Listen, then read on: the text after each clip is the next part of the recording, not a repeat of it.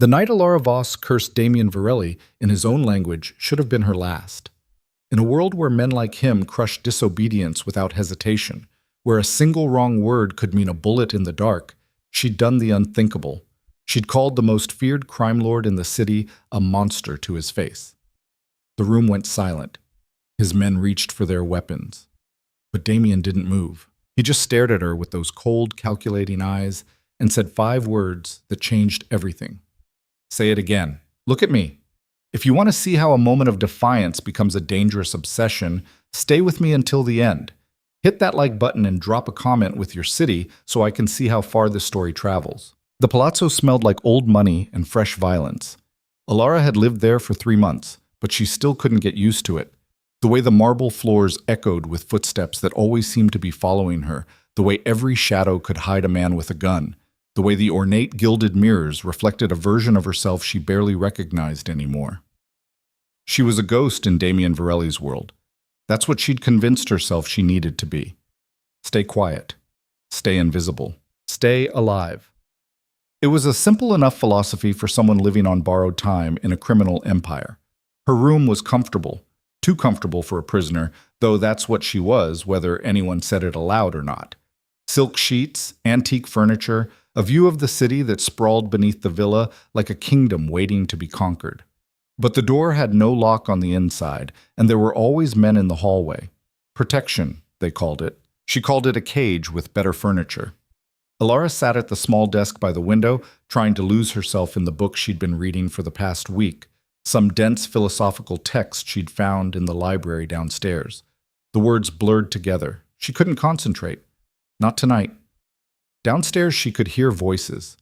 Damien was meeting with his captains, the men who ran different pieces of his operation throughout the city. She'd learned to recognize the rhythms of his business, the quiet meetings that ended with handshakes, and the loud ones that ended with someone being dragged out through the kitchen.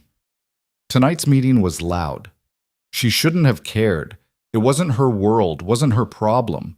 She was just a piece of forgotten history kept alive by obligation, a debt her dead grandfather had earned before she was even born. Damien Varelli was honoring that debt by keeping her breathing in a world where her family name was a death sentence. The Voss bloodline had been erased, systematically, brutally. She was the last one left, and she owed her life to a man she'd never met, who'd once saved the life of Damien's father. Some debt, she thought bitterly. The shouting downstairs grew louder. She heard something crash, glass, maybe a bottle. Then Damien's voice cut through the chaos like a blade. "Get out, all of you. Now." She'd never heard him yell before. Damien Varelli didn't need to raise his voice to make men afraid. His reputation did that for him. But tonight, there was something raw in his tone. Anger, yes, but something else underneath it. Frustration, maybe even pain. Footsteps thundered through the hallway below. Doors slammed. Engines roared to life in the courtyard. Within minutes, the palazzo fell silent again. Alara waited, her heart beating faster than it should. She should have stayed in her room, should have pretended she heard nothing, knew nothing. But 3 months of being invisible had worn her down to nothing, and she was so tired of being nothing.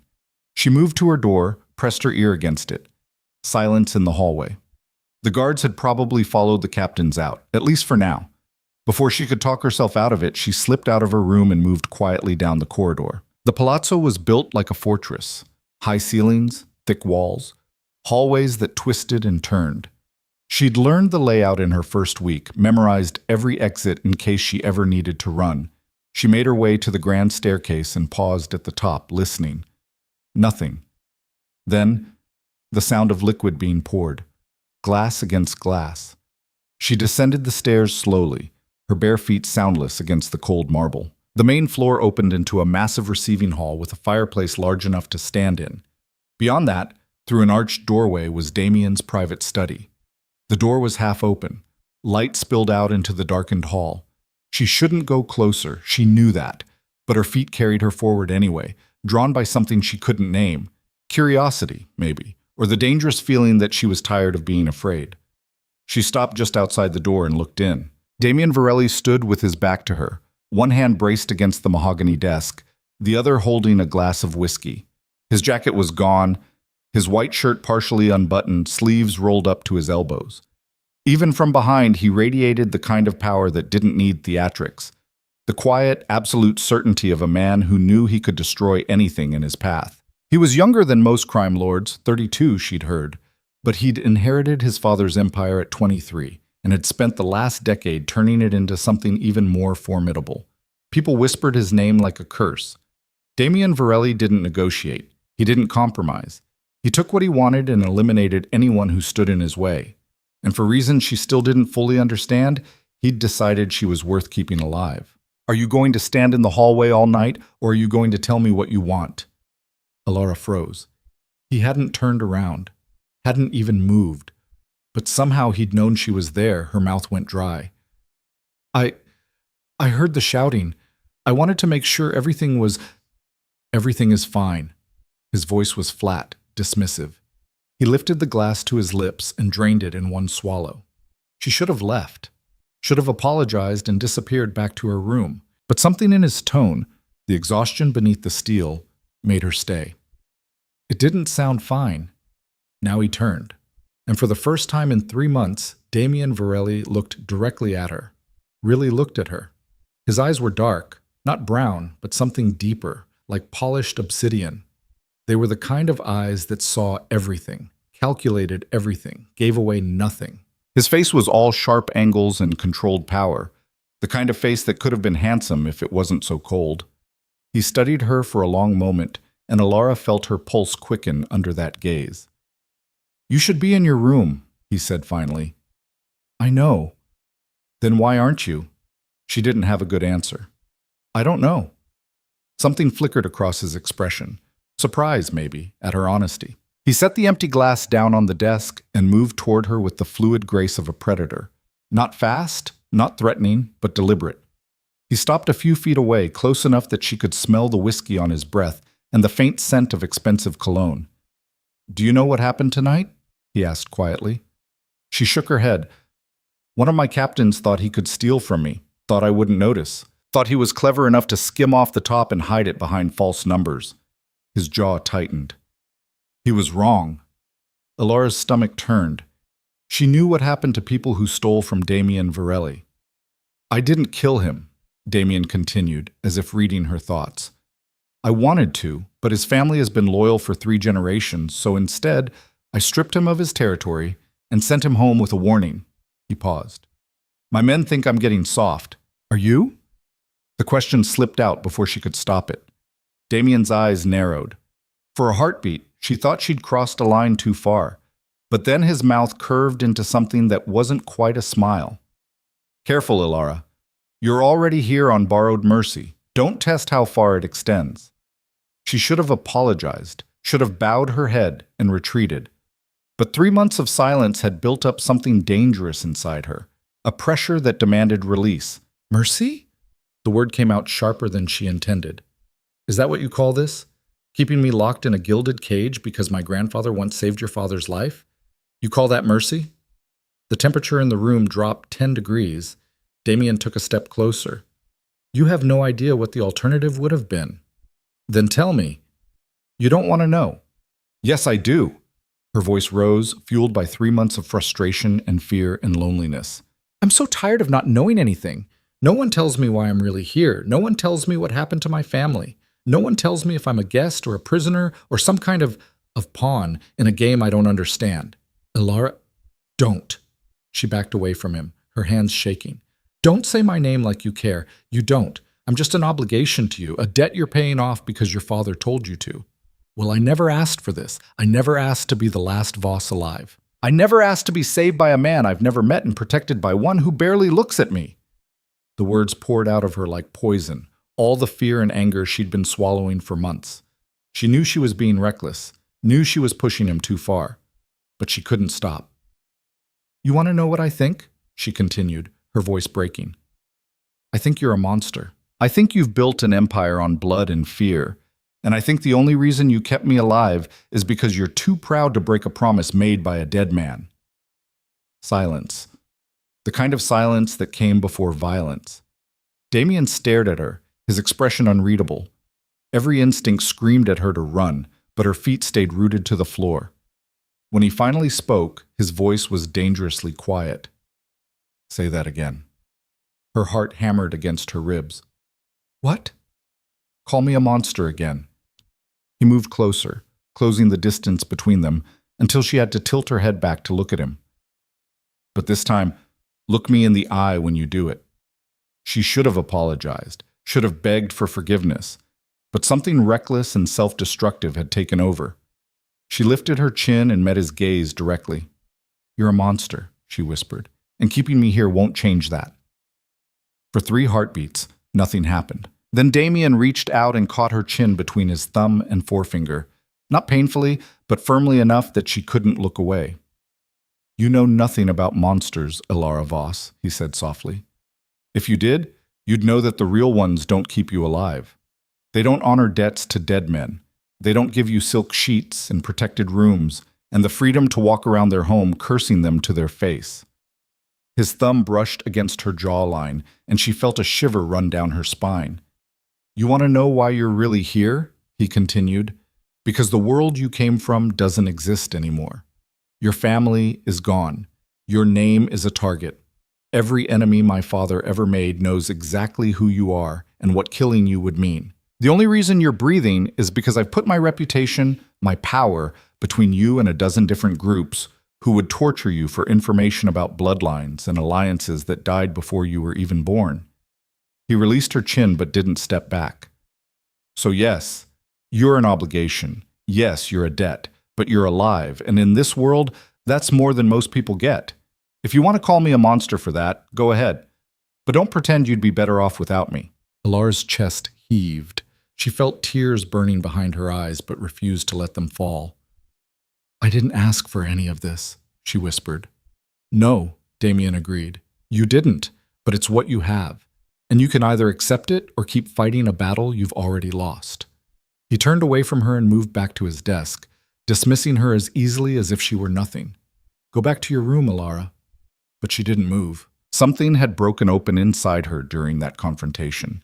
Some wall she'd built to protect herself from the reality of her situation. And now that it was cracked, she couldn't just walk away. What happened to them? She asked quietly. My family. You said they're gone. How? Damien's hand stilled on the whiskey bottle. You don't want those details. Yes, I do.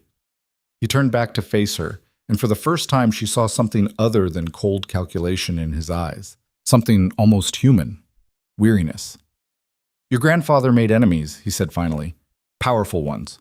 When he saved my father's life, he was still neutral, respected by all the families. But after that, he was seen as allied to us. Our enemies became his enemies. They came for your family one by one over the course of 10 years. Your uncle, your aunt, your cousins. They made it look like accidents, business deals gone wrong, random violence. But it was systematic, planned. Ilara's hands clenched into fists. And my parents? Car accident 5 years ago. His voice was matter-of-fact, but not cruel. You were away at university. By the time you came home, everything was already in motion.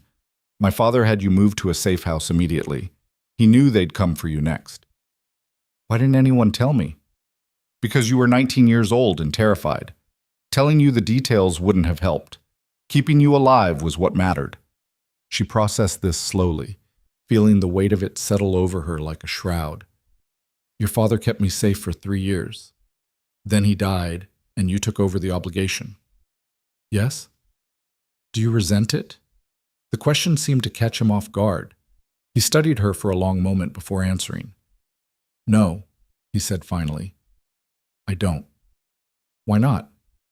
Because my father was many things, but he honored his debts, and he taught me to do the same. He paused. Besides, you're not the burden you think you are. What does that mean? But Damien didn't answer. Instead, he poured himself another drink and downed it in one swallow. It's late, he said. We'll continue this conversation another time. It was a dismissal, clear and final. Ilara wanted to argue, wanted to demand more answers, but exhaustion was creeping in. The adrenaline that had fueled her confrontation was fading, leaving her drained. She turned to leave, but paused at the doorway. Damien? He looked up. Thank you, she said quietly. For telling me the truth. Something shifted in his expression, surprise, maybe, or recognition. Don't thank me yet. The truth is usually worse than the lie. She left him there, alone in his study with his whiskey and his demons. The next morning, everything changed. Alara woke to voices in the hallway. Not shouting, but urgent. She dressed quickly and emerged from her room to find two of Damien's men standing guard outside her door. "What's going on?" she asked. The taller one, Marco, she thought his name was, glanced at his partner before answering. "Mr. Varelli wants to see you, downstairs. Now." Her stomach dropped. "Why?" "He'll explain." They escorted her down to the study where she'd confronted Damien the night before. This time the room was full of people. 5 men in expensive suits, all of them radiating the kind of controlled violence that marked Damien's inner circle. Damien himself stood at the head of the table, looking like he hadn't slept. When Alara entered, every eye in the room turned to her. "Sit," Damien said, gesturing to an empty chair. She sat, acutely aware of being the only woman in a room full of predators. "Gentlemen," Damien continued, addressing the table, "this is Alara Voss. As of today, she'll be working with us." Alara's head snapped up. "What?" One of the men, older, with silver hair and cold eyes, leaned forward. "With all due respect, Damien, is that wise? She's been kept isolated for a reason." "The situation has changed," Damien replied. "We've received intelligence that the Kozlov family is planning to move against our eastern operations. They're bringing in outside contractors, people who don't speak Italian. We need someone who can translate, someone who understands multiple languages and can be trusted to keep her mouth shut." He looked directly at Alara. "Your grandfather taught you 6 languages. Your university records show fluency in Italian, Russian, French, Spanish, Mandarin, and English. Is that accurate?" She nodded slowly, still processing what was happening. "Yes, but no buts. You wanted to be more than a ghost in this house. Congratulations. Now you're useful." The silver-haired man shook his head. "This is a mistake. She's untrained, unprepared. What happens when—" "What happens," Damien interrupted, his voice dropping to a dangerous register, "is my concern. Not yours, Antonio. She stays with me at all times. No one touches her. No one questions her presence. If anyone has a problem with that, they can take it up with me directly." The threat was implicit but unmistakable. Antonio backed down with a slight nod. Damien turned back to Alara. "You'll start today. Marco will bring you to the meetings. Listen. Translate when I tell you to. Say nothing else. Understood?" Alara's mind was racing. This was insane. She wasn't qualified for this. She wasn't... But then she remembered last night. Remembered the frustration of being invisible, of being nothing but an obligation. This was her chance to be something more, even if that something more was dangerous. "Understood," she said. A flicker of approval crossed Damien's face. "Good. We start in 1 hour. Marco, get her appropriate clothing. Something professional but unremarkable." As the meeting dispersed, Damien caught her arm. "Alara, a word." The room emptied, leaving them alone. "Last night," he said quietly, "you called me a monster." She met his eyes. "I remember." "Do you still think that?" She considered the question carefully. "I think you do monstrous things, but I also think you just gave me a chance to be more than a prisoner. So maybe you're more complicated than I thought." The corner of his mouth lifted, not quite a smile, but close. "Complicated. I'll take that." He released her arm but didn't step back. They stood close enough that she could see the exhaustion in his eyes, the weight of responsibility that never seemed to leave his shoulders. "This isn't going to be easy," he said. "The people we deal with are dangerous. Some of them will see you as a weakness they can exploit. Others will see you as a target. You need to understand what you're walking into." "I understand." "Do you?" He searched her face. "Because once you step into this world, really step into it, there's no going back to being invisible. You'll see things, hear things, know things that will change you." "I'm already changed," she said softly. "I was changed the moment my family died and I ended up here. At least now I can stop pretending I'm not part of this." Damien studied her for a long moment, and she could see him making calculations, weighing risks and benefits in that strategic mind of his. Finally, he nodded. "All right. But you follow my rules. You do exactly what I tell you, and if I say run, you run. Understood? Understood. Good. He moved past her toward the door, then paused. And Alara, don't make me regret this. I won't. As he left, she realized her hands were shaking, not from fear, but from something else. Anticipation, maybe. Or the strange, dangerous thrill of finally stepping out of the shadows and into the light, even if that light was dark as blood. The first meeting was exactly as terrifying as she'd imagined. Marco had brought her clothing, a simple black dress that was elegant without being flashy, paired with low heels and minimal jewelry. She looked professional, unremarkable, exactly what Damien had requested.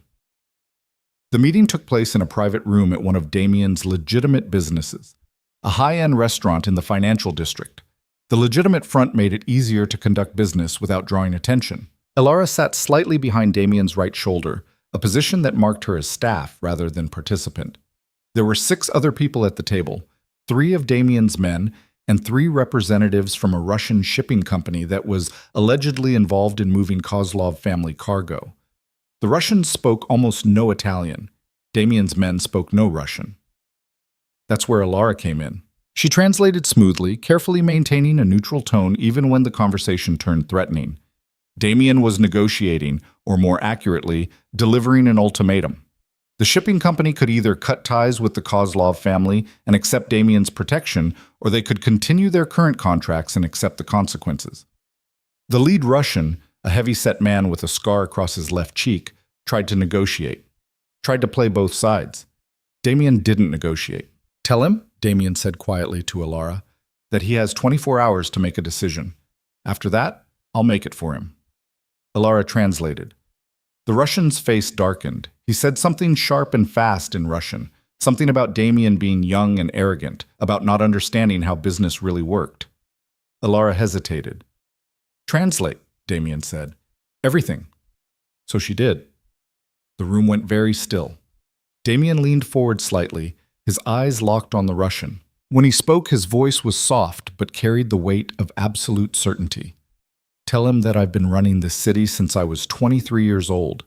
Tell him that in that time, I've eliminated 5 rival families, absorbed 3 others, and built an empire that stretches from here to Eastern Europe. Tell him that I understand exactly how business works, and that his current associates learned that lesson too late.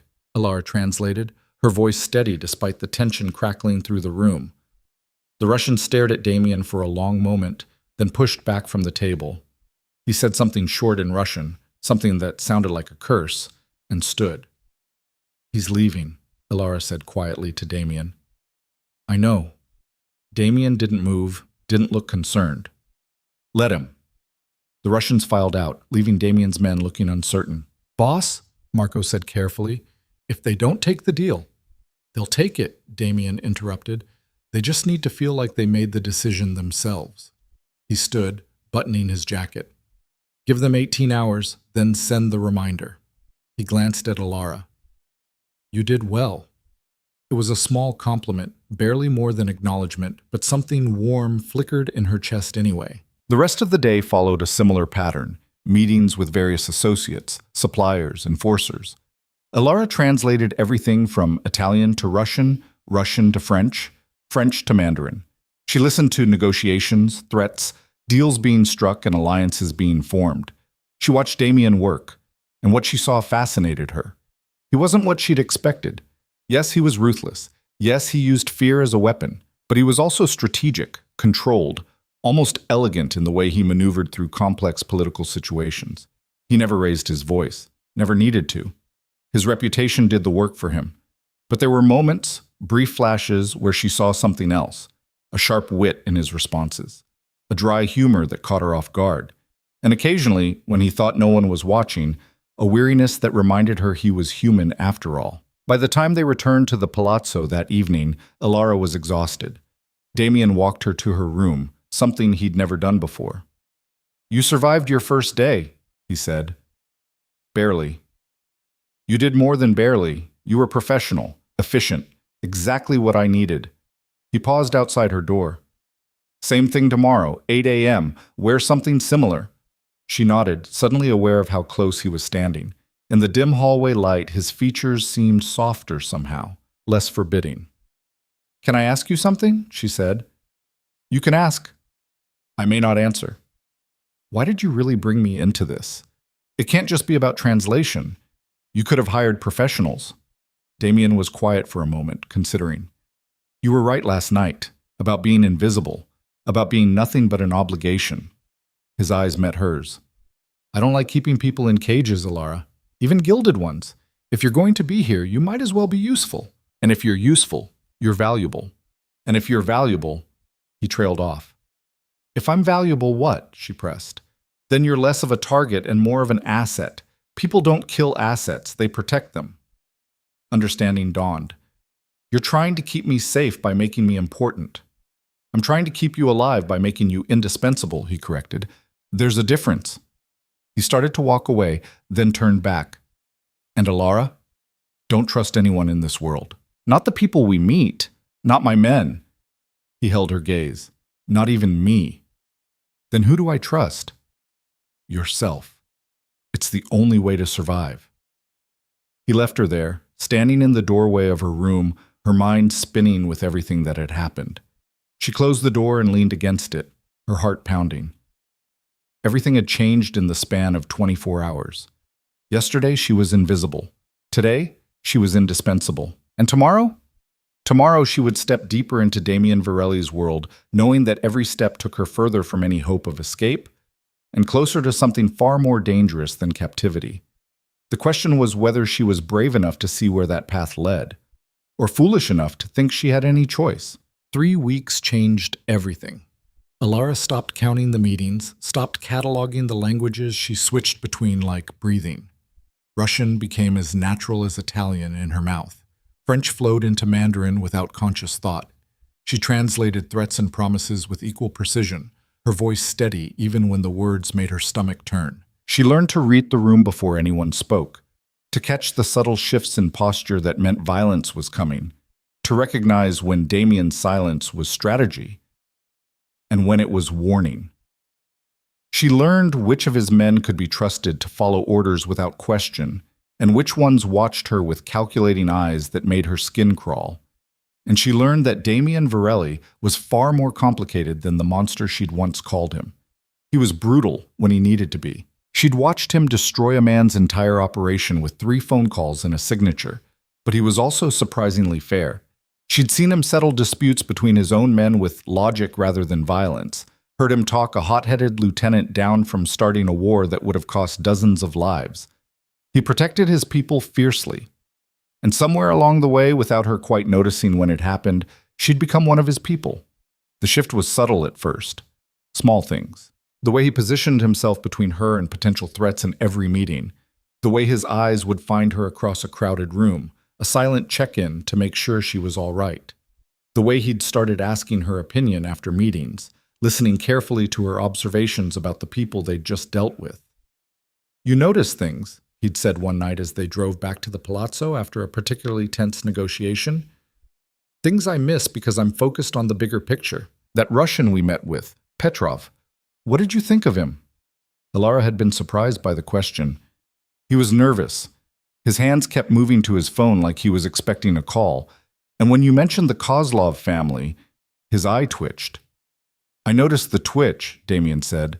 "Didn't catch the phone." "He's reporting to someone, probably immediately after every meeting." "That's what I thought." He glanced at her. "I'm having him followed. If he leads us to Kozlov's people, we'll know exactly who we're dealing with."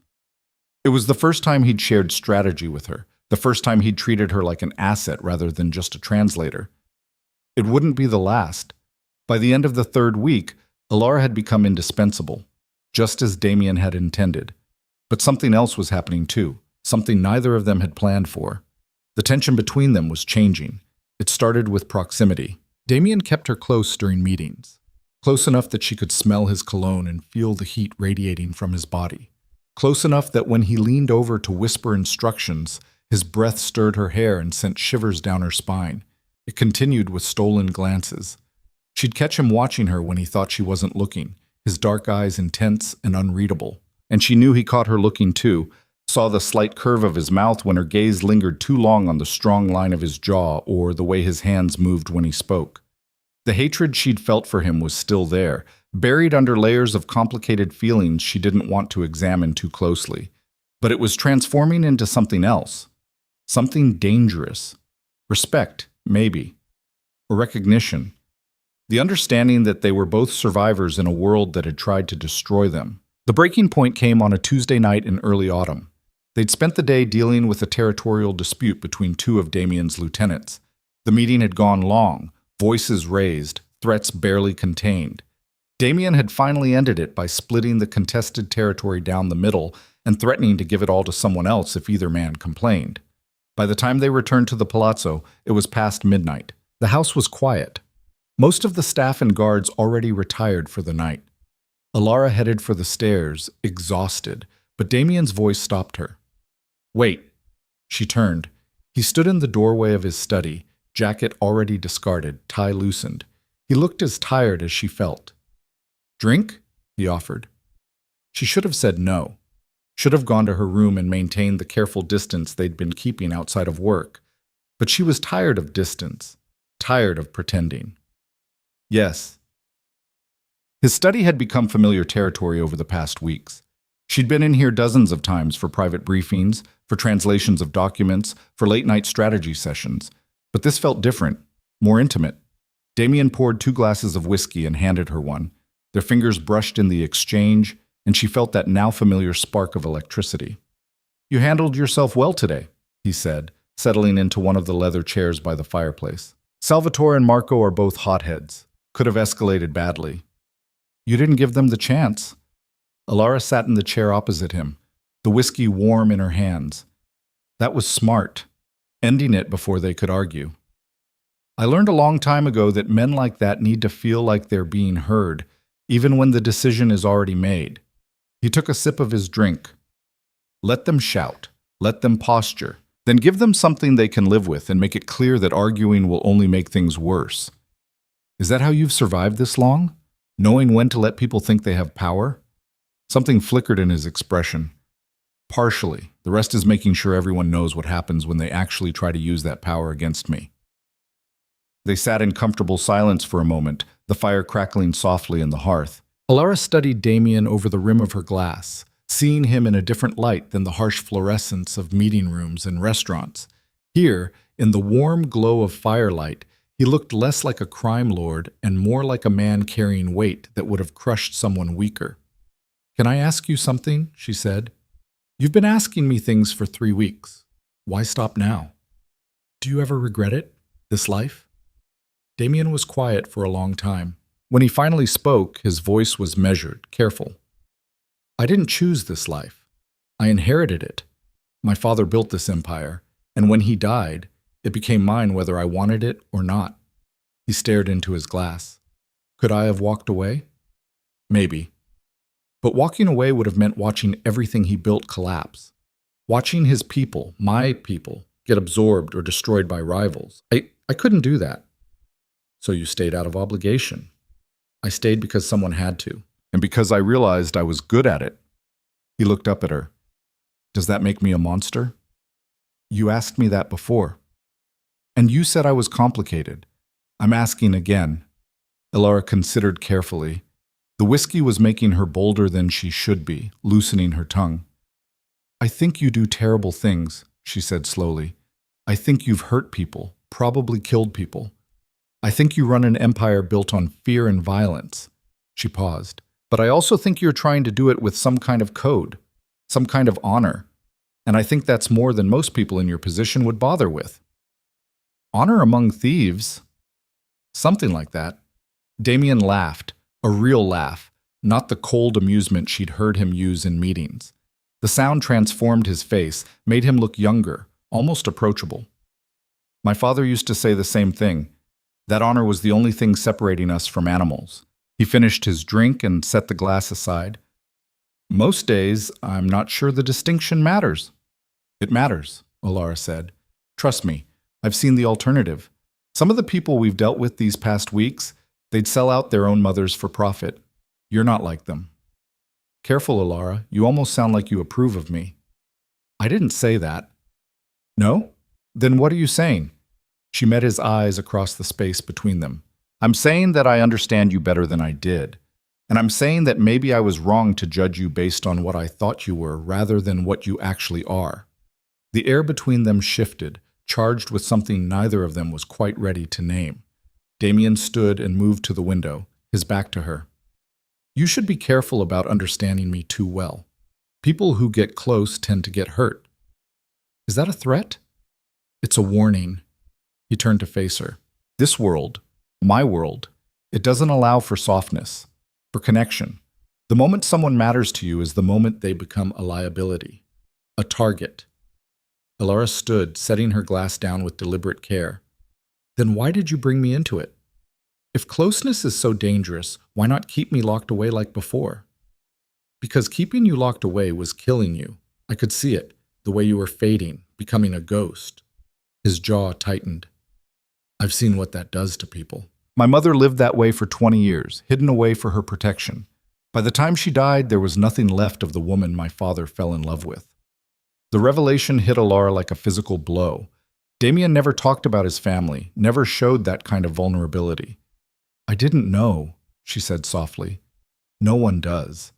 It's not the kind of thing that helps my reputation. He crossed the room, stopping just in front of her, close enough that she had to tilt her head back to maintain eye contact. But you deserve to know why I made the choice I made.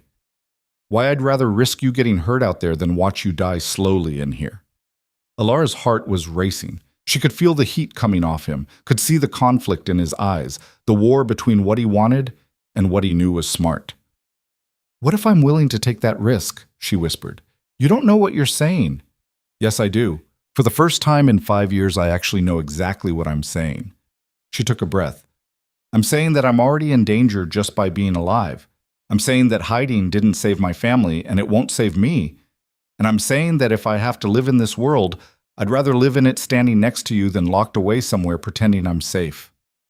Damien's hand came up, his fingers brushing against her cheek so gently it almost hurt.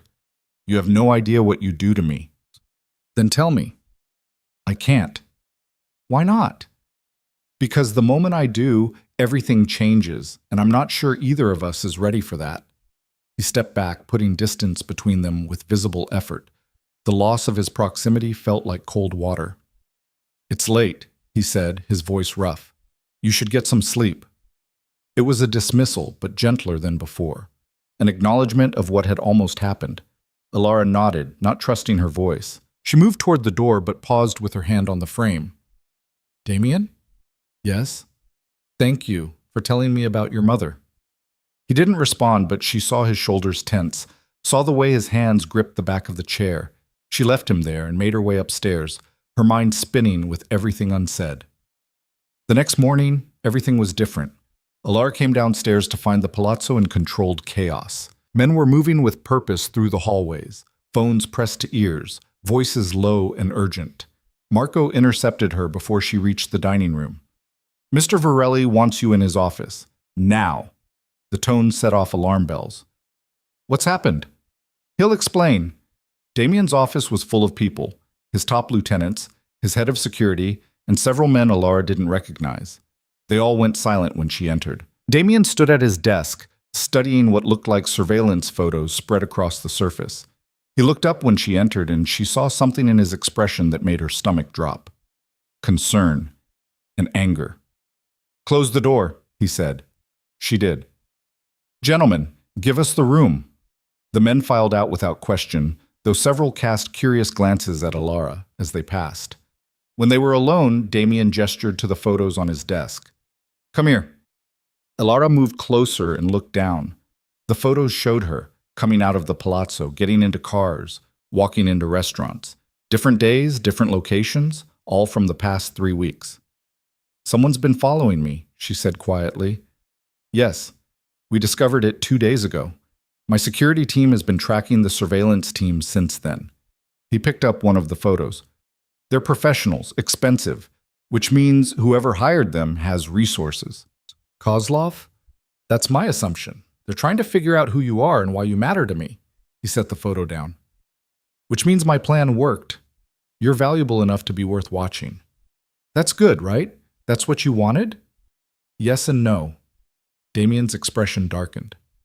Being valuable makes you an asset, but it also makes you a target, and these photos tell me they're getting ready to make a move. Ilara's mouth went dry. What kind of move? Nothing good. Kozlov doesn't do surveillance for information gathering. He does it to plan operations. Damien began gathering the photos. Which is why you're leaving the city, tonight. What? No! This isn't a discussion, Ilara. Like hell it isn't. She grabbed his wrist, forcing him to look at her. You brought me into this world specifically so I wouldn't be helpless. Now you want to send me away the moment things get dangerous? I want to keep you alive. By hiding me again? By making me invisible? She released his wrist but didn't back down. No, that's not acceptable. Damien's jaw tightened. You don't get to decide what's acceptable. I'm responsible for your safety. Then make me safe here. Increase security. Change my routine. But don't send me away. Ilara, boo! No! Her voice cracked with frustration. You told me last night that you didn't want to watch me die slowly like your mother did. Well, sending me away to hide in some safe house while you deal with this alone, that's the same thing. That's making me a ghost again. They stared at each other across the desk, both breathing hard. You're being irrational, Damien said finally. I'm being honest. There's a difference. Honest about what? The question hung between them, weighted with everything they'd been dancing around for weeks. Ilara took a breath. Honest about the fact that I don't want to leave, about the fact that despite everything, despite this whole insane situation, I feel more alive now than I have in 5 years. About the fact that walking away from you feels wrong in a way I can't explain, and don't want to examine too closely. Damien went very still. Ilara, you need to be very careful about what you're saying right now. Why? Because it's dangerous? Everything about this is dangerous. At least let it be honest. He moved around his desk with predatory grace, closing the distance between them. You want honest? Fine. Honestly, sending you away is the smartest move I could make. Honestly, keeping you here puts you at risk I'm not sure I can mitigate. And honestly, the only reason I'm even considering it is because the thought of you being somewhere I can't reach you makes me want to burn this entire city down. Her breath caught. Damien, I'm not finished. His voice dropped lower, more intense. Honestly, you've become a distraction I can't afford. You walk into a room and I lose focus. You look at me with those sharp, intelligent eyes, and I forget half of what I was planning to say. You challenge me, question me, refuse to be intimidated by me, and it's the most terrifying and exhilarating thing I've experienced in years.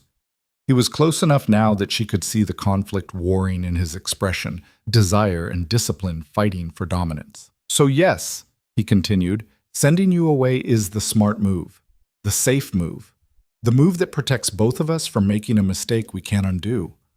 What if I don't want to be protected from that mistake?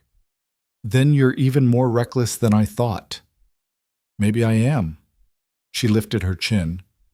Or maybe I'm just tired of living in fear, of playing it safe, of pretending I don't feel what I feel. And what do you feel? The question was a challenge, a dare. Ilara met it head on. I feel like I'm standing on the edge of something that could either save me or destroy me, and I don't know which. I feel like every conversation we have pulls me deeper into something I don't understand.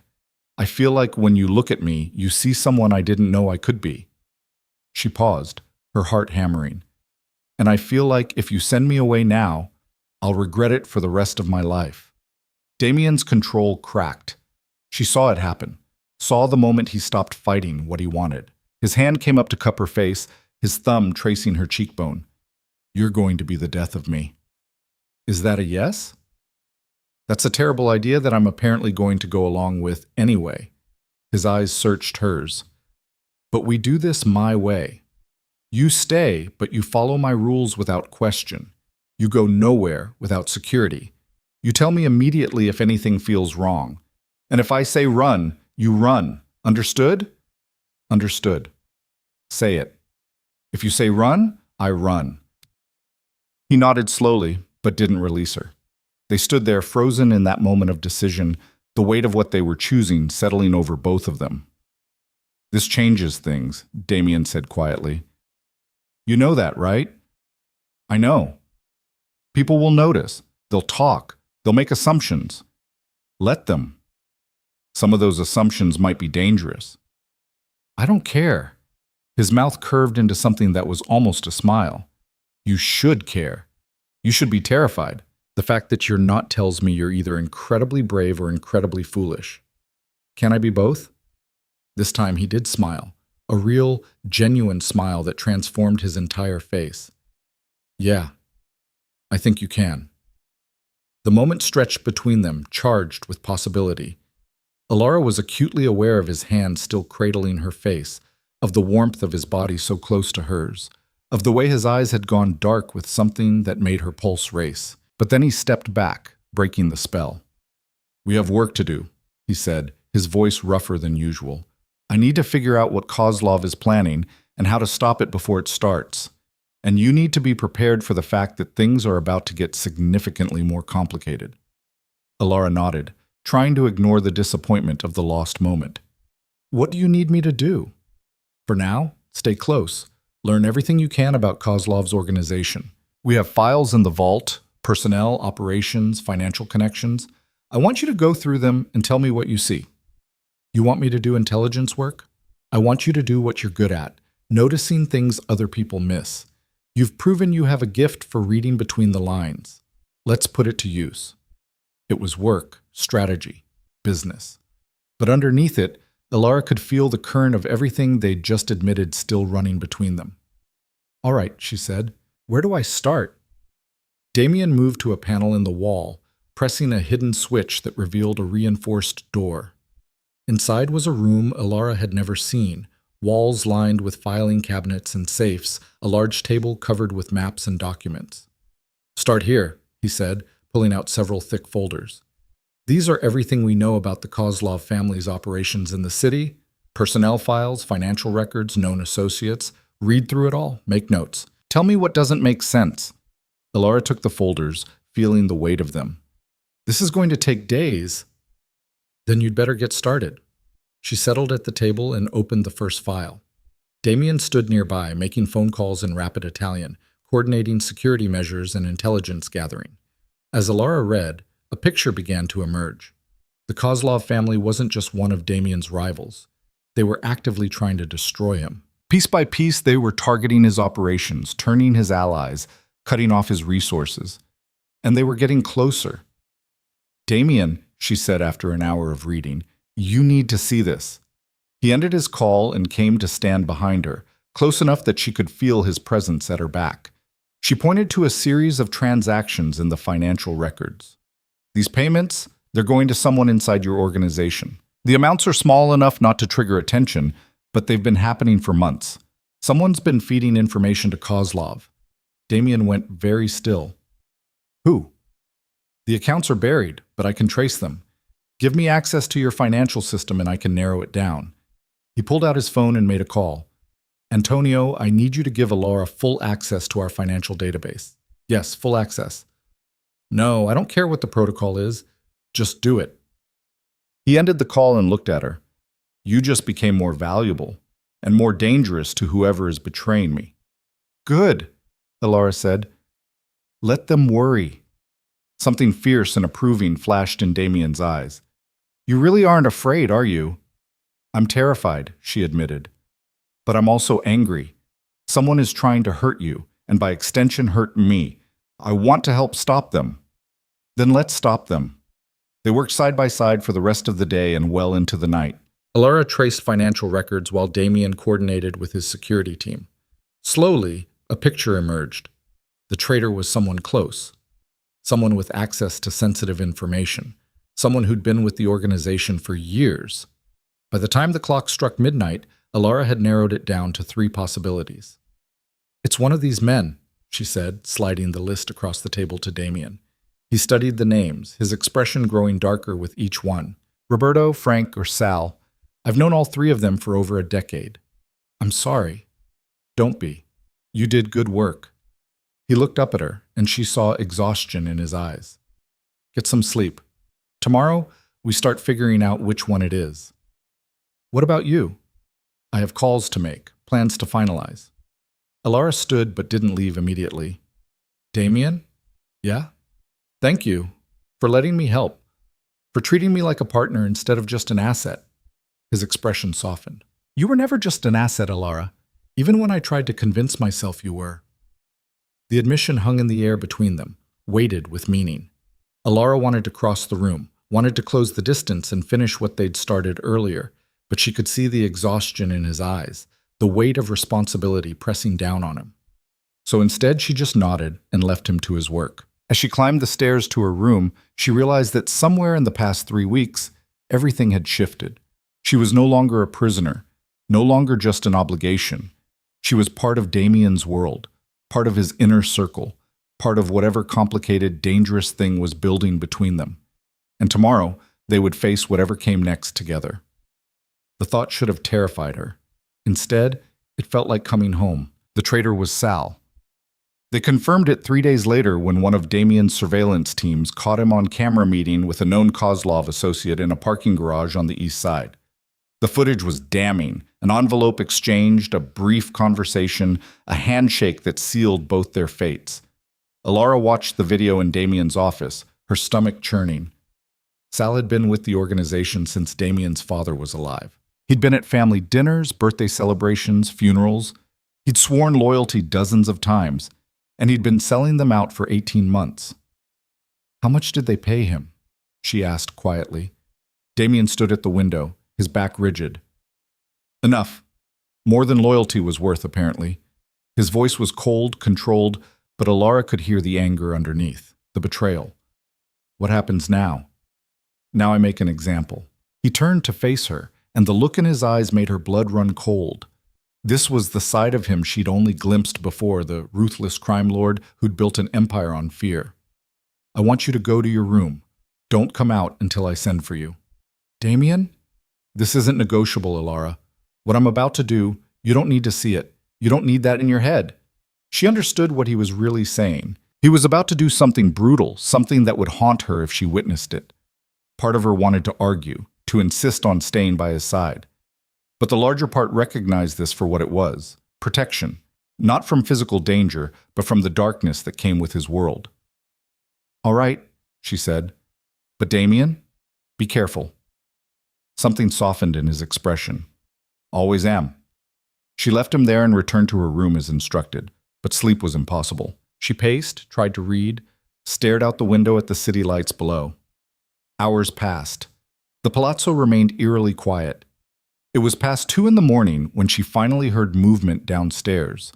Voices, the front door opening and closing. More silence. Then footsteps in the hallway, coming toward her room. Alara stood, her heart racing. The knock came soft, almost hesitant. It's me, Damien's voice came through the door. She opened it immediately. He stood in the hallway, still dressed in the dark suit he'd been wearing earlier. But there was something different about him. His tie was gone, his shirt unbuttoned at the collar. His hands were clean, but she could see tension in every line of his body. It's done, he said simply. Alara stepped back, letting him enter. He moved past her into the room, and for a moment just stood there, staring at nothing. Do you want to talk about it? She asked. No. He turned to look at her. I want to forget it, just for a few hours. Can we do that? There was something raw in his voice, something vulnerable that she'd never heard before. This wasn't the crime lord or the strategic mastermind. This was just a man who'd done something terrible because he had to, and was looking for absolution he didn't deserve but desperately needed. Yes, Alara said. We can do that. She moved to the small sitting area by the window and sat down. After a moment, Damien followed, settling into the chair across from her. They sat in silence for a long time. Not the charged silence that usually existed between them, but something quieter, more peaceful. Tell me something, Damien said finally. Something that has nothing to do with any of this. Tell me about before. Before? Before your family, before me. When you were just Alara, living a normal life.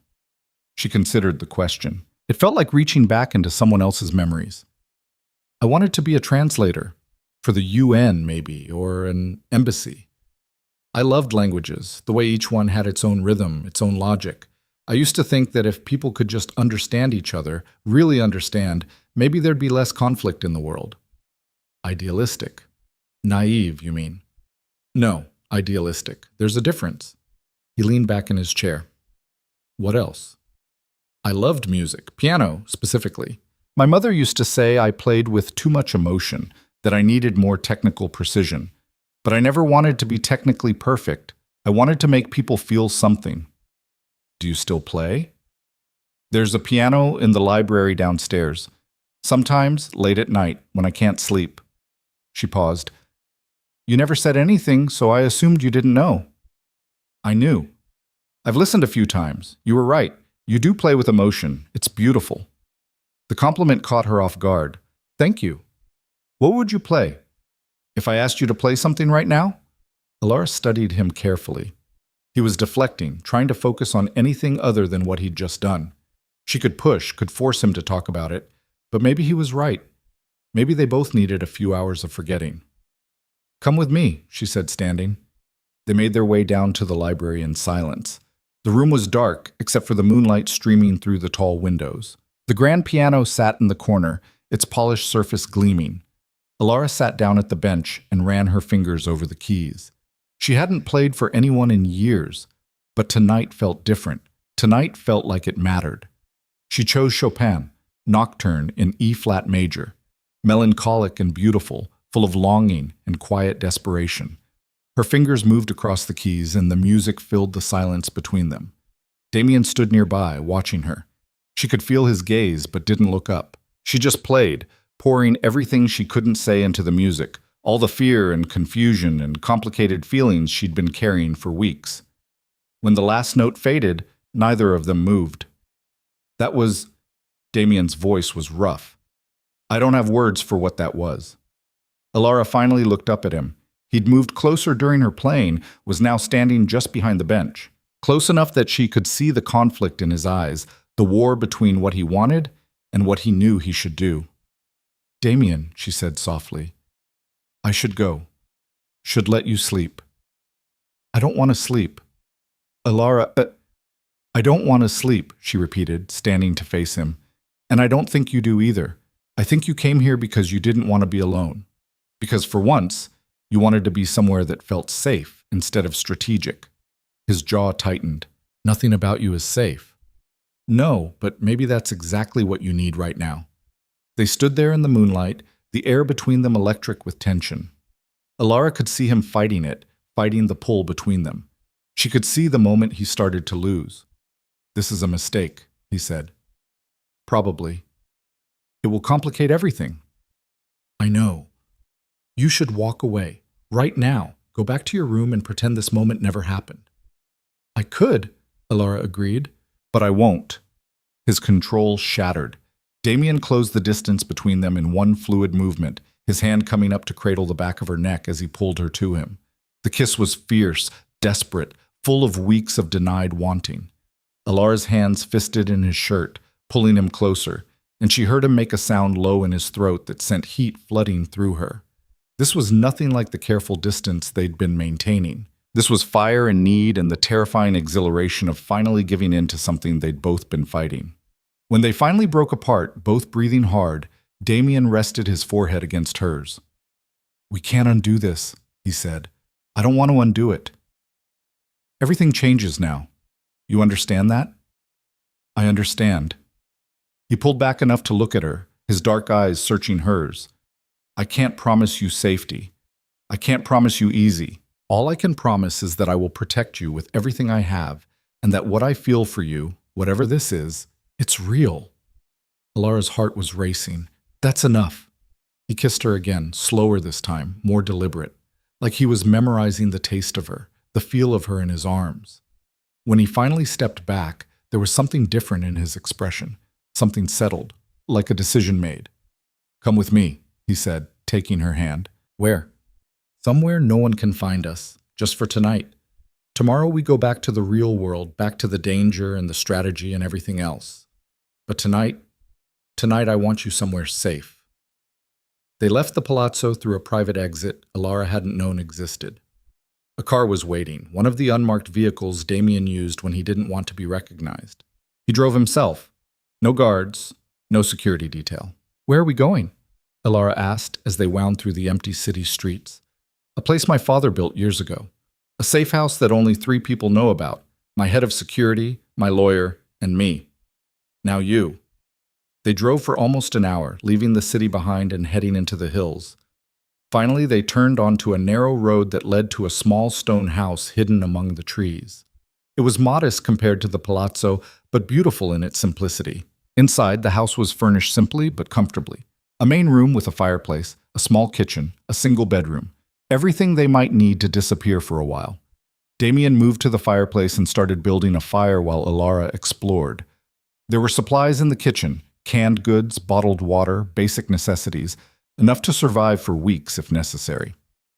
"My father used to come here when things got too complicated," Damien said as the fire caught. He called it his thinking place, somewhere to clear his head away from all the noise. "Did you come here with him?" "Once. I was 17. He'd just made a deal that could have either saved the organization or destroyed it, and he needed to decide if it was worth the risk." Damien sat on the couch, staring into the flames. "We stayed for 3 days. Didn't talk much. Just existed in the quiet." Elara sat beside him, close enough that their shoulders touched. What did he decide? To take the risk. It paid off. That decision is part of what built what we have now. "Do you miss him?" "Every day. He was a hard man, sometimes cruel, but he was also brilliant and surprisingly kind when it mattered. He taught me everything I know about this world." Damien looked at her. "He would have liked you. Would have appreciated the way you don't back down, even when you probably should." "I'll take that as a compliment." "It is." He reached for her hand, threading their fingers together. "Elara, I need you to understand something. What happened tonight with Sal, that's part of who I am, part of what I do. I won't apologize for it, and I won't lie and say it won't happen again." "I know." "Do you? Because I need you to really understand. I'm not a good man pretending to be bad. I'm a bad man who occasionally does the right thing, and being with me means accepting that darkness." Elara turned to face him fully. "I've spent the last month watching you work. I've seen the decisions you make, the way you handle power. Yes, you're ruthless. Yes, you do terrible things, but you also protect your people fiercely. You honor your commitments. You have a code, even if it's not one most people would understand." She squeezed his hand. "I'm not asking you to be someone you're not. I'm choosing you exactly as you are." Something shifted in Damien's expression. Relief, maybe, or gratitude. He pulled her closer, and she went willingly, settling against his chest as they stared into the fire together. "Tell me something," she said after a while. "Something no one else knows." Damien was quiet for so long she thought he wouldn't answer. Then, softly, "I never wanted this life. When my father died, part of me wanted to walk away, to disappear and let someone else carry the weight. But I couldn't do that to the people who depended on me. So I stayed and I built walls around myself so high that no one could see how much I hated it sometimes. And now? Now those walls are crumbling. Because of you." He pressed a kiss to the top of her head. "You terrify me, Elara Voss. You make me want things I thought I'd given up on. You make me hope. And hope is the most dangerous thing a man in my position can have." Elara tilted her head back to look at him. "Why is it dangerous?" "Because hope makes you vulnerable, makes you care about something more than survival. And when you care, you give your enemies leverage." His hand came up to cup her face. "But I can't seem to stop myself where you're concerned." She kissed him then, slow and deep, trying to show him without words that she understood, that she was just as terrified and just as unable to stop this thing building between them. When they finally broke apart, Damien stood and pulled her to her feet. "Stay with me tonight," he said. Not a command, but a request. "Not," he hesitated. "I'm not asking for anything you're not ready to give. I just don't want to be alone, and I don't want you to be alone either." Elara nodded. "Okay." They moved to the bedroom, and Damien found some clothes in the closet, old shirts and sweatpants his father must have left. Elara changed into one of the oversized shirts while Damien stripped down to his undershirt and pants. They lay in the bed together, and Elara settled against his chest, listening to the steady rhythm of his heartbeat. His arms came around her, holding her close but not confining, protective without being possessive. "Thank you," he said quietly. "For what?" "For not running. For choosing to stay even when staying means walking into darkness with me." "We all have darkness, Damien. Yours is just more visible than most people's." She pressed her palm over his heart. "But I see the light too. I see the man who keeps his promises, who protects the people he cares about, who's carrying weight that would crush someone weaker." His arms tightened around her. "Sleep, Alara. We'll deal with everything else tomorrow." But sleep didn't come easily. They lay there in the quiet, both acutely aware of the line they'd just crossed and what it meant for everything that came after. Somewhere in the early hours of morning, Alara finally drifted off with Damien's heartbeat steady beneath her ear and his arms secure around her. For the first time in 5 years, she felt safe. When Alara woke, sunlight was streaming through the windows and Damien was gone. For a moment, panic seized her, the irrational fear that she'd imagined everything, that she'd wake up alone in her room at the palazzo with nothing changed. But then she heard movement in the other room, smelled coffee brewing. She found him in the kitchen, dressed in the same clothes from the night before, 2 mugs of coffee already poured. He looked up when she entered, and something warm flickered in his eyes. "Morning," he said. "Morning." She accepted the coffee he offered.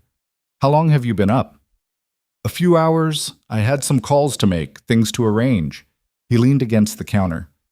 "We need to head back soon, but I wanted to let you sleep." The real world was calling them back.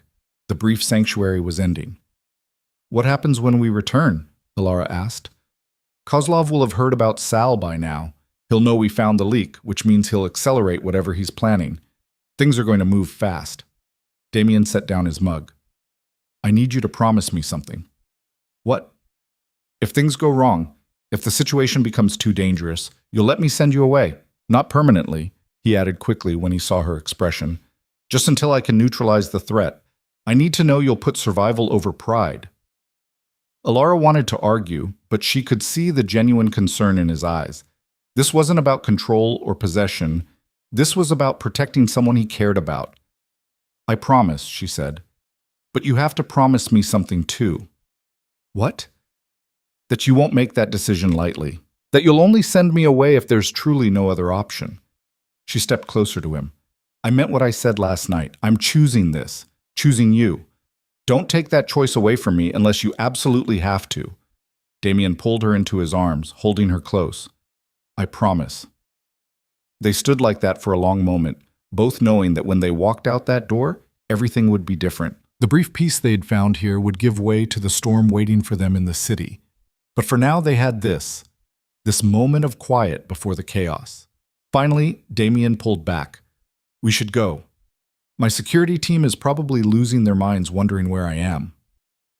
The drive back to the city felt shorter than the drive out. As the skyline came into view, Alara felt the weight of reality settling back over her shoulders. "What do we tell people?" she asked. "About us?" "The truth, that you're under my protection, and that anyone who has a problem with that can take it up with me directly." He glanced at her. "Unless you'd prefer to keep it private?" "No, I'm tired of hiding." She met his eyes. "Let them see." A slow smile spread across Damien's face. "All right then, let them see." They arrived at the palazzo to find organized chaos. Damien's security team had the entire property on high alert. Marco met them at the door, his expression tight with concern.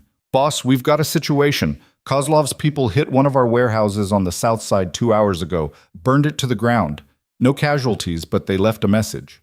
Damien's expression went cold. "What message?" Marco handed him a phone with a photo on the screen. Alara looked over Damien's shoulder and felt her blood run cold. The warehouse wall, spray-painted in Russian. "You took something of mine. I'll take something of yours." "He's coming for me," Alara said quietly. "No," Damien said, his voice hard as steel. "He's coming for all of us. But he's not going to get what he wants." He handed the phone back to Marco. "Double security on all our properties. I want eyes on every Kozlov operation in the city. And I want a meeting with our allies, everyone who owes us favors or wants Kozlov gone. Set it up for tonight." "Yes, sir." As Marco left to execute the orders, Damien turned to Alara. I need you to do something for me. Anything. I need you to compile everything we know about Kozlov's operations. Every detail, every weakness, every connection. We're going to hit him before he can hit us, but I need to know exactly where to strike. I'll get started now. But Damien caught her hand before she could leave. Alara, what I said in the car about letting people see, that offer still stands. But if you've changed your mind, I haven't. She squeezed his hand. I'm with you, whatever comes next. He pulled her close and kissed her, fierce and possessive, right there in the hallway where anyone could see. When he pulled back, his eyes were blazing. Then let's go to war. The rest of the day passed in a blur of preparation. Alara worked in Damien's vault, pulling together intelligence on every aspect of Kozlov's empire. She cross-referenced financial records with personnel files, mapped out supply chains and distribution networks, identified vulnerabilities. By the time evening came, she had a comprehensive picture of their enemy's operation. More importantly, she'd found 3 critical weak points, places where a coordinated strike could cripple Kozlov's entire infrastructure. She brought her findings to Damien's office, where he was meeting with his top lieutenants. The conversation stopped when she entered, and she felt every eye in the room turn to her. But she kept her head high and walked directly to Damien's desk. I found something, she said, spreading out the documents she'd prepared. 3 targets. If we hit all 3 simultaneously, we can cut off Kozlov's revenue, disrupt his distribution network, and expose his political connections. One of the lieutenants, a man named Carlo, scoffed. With all due respect, what does she know about coordinating strikes? Damien's voice cut through the room like a blade. She knows more about Kozlov's operation than anyone else in this room. She spent the last 8 hours analyzing intelligence that the rest of you have been sitting on for months. So when she says she found something, you listen. Carlo backed down immediately, but Alara could see the resentment in his eyes. Damien studied the documents carefully. These are good targets, smart thinking. He looked up at his men. Carlo, you take the shipping operation. Marco, the distribution center. Antonio, the political connections. I want proof of Kozlov's bribes delivered to the right people by morning. And you, boss? Marco asked. I'm going to have a conversation with Kozlov himself. It's time to end this. The room went silent. Everyone knew what that meant. Sir, Antonio said carefully, going after Kozlov directly is risky. He'll be heavily guarded. I'm counting on it. Damien's smile was cold. I want him to see me coming. I want him to know exactly who's destroying everything he's built. As the men filed out to prepare, Alara stayed behind. You're really going to confront him directly? She asked. Yes, it's the only way to end this decisively. Kozlov respects power and fear. I need to show him both. Let me come with you. Absolutely not. Damien, no. His voice was firm. This is going to be dangerous, possibly violent. I need you here where you're safe. You said we'd make decisions together. And I'm making this one. You stay here. Alara wanted to argue, but she could see the determination in his eyes, and underneath it, the fear. He was protecting her the only way he knew how. Fine, she said. But you come back. That's non-negotiable. Damien crossed the room and pulled her into his arms. I'll come back. I promise. He kissed her, and Alara tried to memorize everything about the moment. The way he held her, the taste of him, the feeling of being completely safe even in the middle of a war. When he pulled away, his expression had shifted back to the cold calculation of the crime lord. Marco will stay with you. Don't leave the palazzo. Don't go near any windows. If anything happens, if you hear anything that sounds wrong, you go to the panic room. Understood? Understood. Damien left with 6 of his best men, armed and ready for war. Alara watched from the study as the cars disappeared down the drive, her heart in her throat. All she could do now was wait, and pray that the man she'd chosen to stand beside was as invincible as everyone believed him to be. The waiting was agony. Alara paced the study, checking her phone every few minutes, even though she knew Damien wouldn't call until it was over. Marco stood by the door, silent and watchful, his hand never far from the weapon at his hip. An hour passed, then 2. Reports came in through Marco's radio. brief, coded updates that meant nothing to Alara but seemed to satisfy him. The strikes on Kozlov's operations were proceeding as planned. Carlo had secured the shipping facility. Antonio was making progress on exposing the political connections. But there was no word from Damien. "How long does a conversation usually take?" Alara asked, unable to keep the anxiety from her voice. Marco's expression remained neutral. "Depends on how the conversation goes." "That's not reassuring." "It's not meant to be. The boss knows what he's doing." Alara wanted to believe that, but she'd spent enough time in Damien's world now to know that even the best plans could go wrong, that even the most powerful men could bleed. Another 30 minutes crawled by. Alara was contemplating breaking her promise and demanding Marco take her to wherever Damien had gone when the radio crackled to life. "Marco, we have a problem." The voice was tight with urgency. "Kozlov's men hit the east gate. They're trying to breach the palazzo." Marco's weapon was in his hand before the transmission ended. "How many?" "At least a dozen. Maybe more. They came prepared." Alara's blood went cold. "They're coming for me." "Not if I can help it." Marco moved to the window, staying to the side as he looked out. "Miss Voss, I need you to go to the panic room. Now." "What about Damien? Does he know?" "He will, but right now my job is keeping you safe. Move." The sound of gunfire erupted from somewhere below. Close. Too close. Marco grabbed her arm and pulled her into the hallway. They moved quickly toward the back of the house, where a hidden door led to a reinforced room built into the foundation. Alara had seen it once during a security briefing. Steel walls, independent air supply, enough provisions to last a week. They were 10 feet from the door when it happened. An explosion rocked the palazzo, throwing them both to the ground. Alara's ears rang, her vision blurred. She felt Marco pulling her up, shouting something she couldn't hear over the ringing in her head. Then men poured into the hallway. Not Damien's men. These wore dark tactical gear, their faces covered. One of them raised a weapon toward Marco. "Down!" Marco shoved Alara behind him and returned fire. The hallway erupted in chaos, gunshots, shouting, the acrid smell of cordite.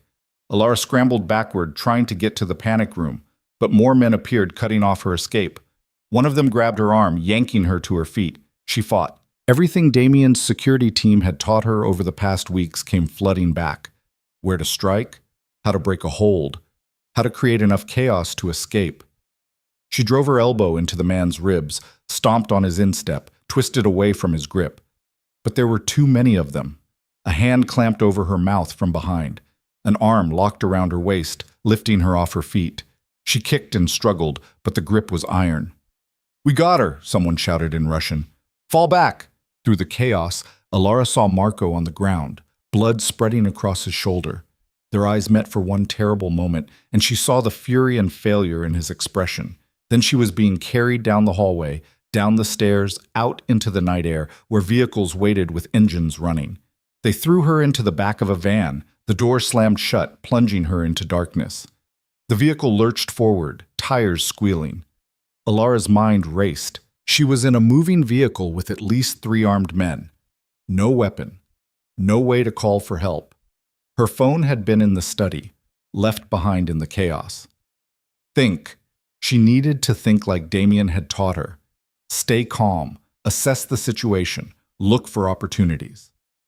The van drove for maybe 20 minutes before stopping. The doors opened, and rough hands pulled her out. They were in some kind of industrial district, warehouses and empty lots, the kind of place where screams wouldn't carry. They dragged her into a building that smelled of oil and rust. The main floor was empty except for a few chairs and a table. Upstairs, she could see offices with broken windows. And standing in the center of the space, waiting for her, was a man she'd only seen in photographs. Viktor Kozlov.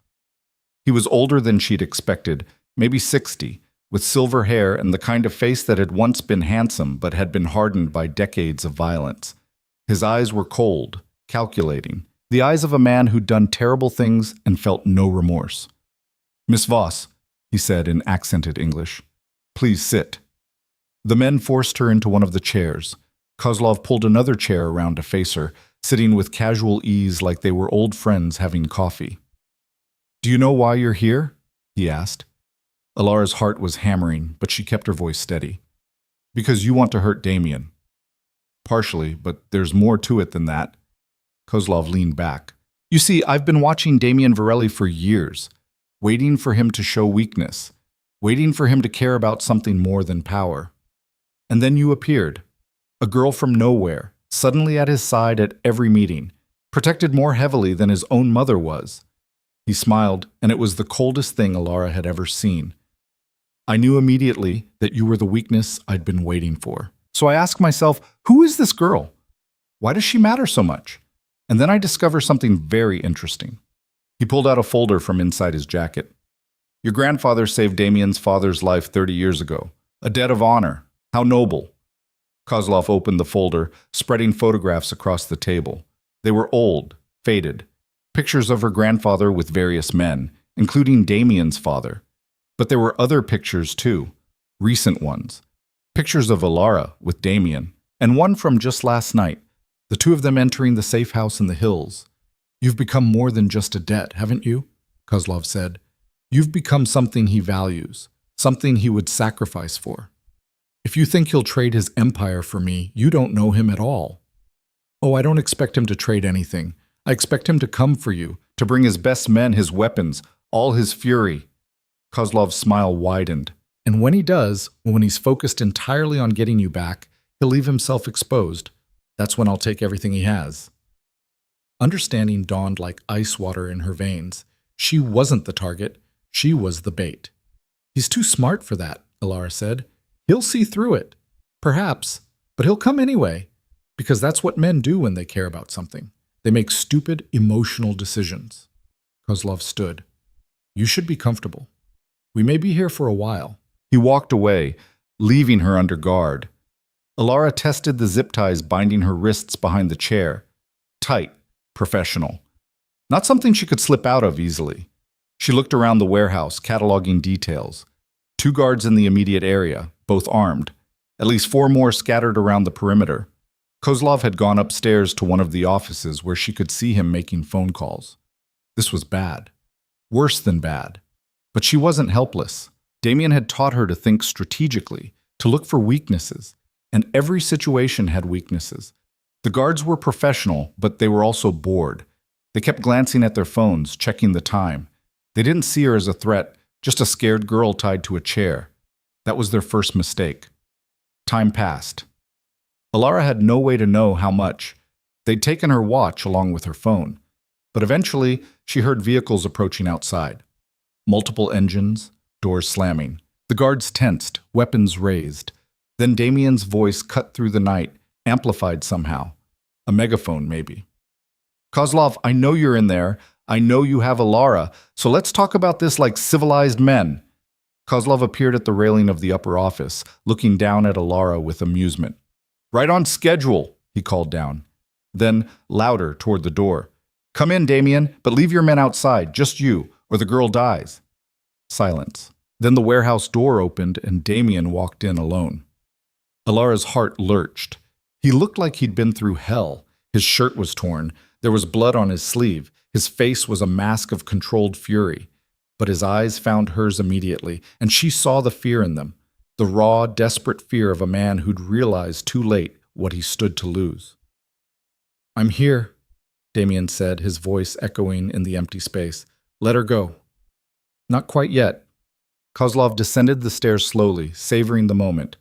First, we negotiate. There's nothing to negotiate. You want me, you have me. She walks out of here untouched.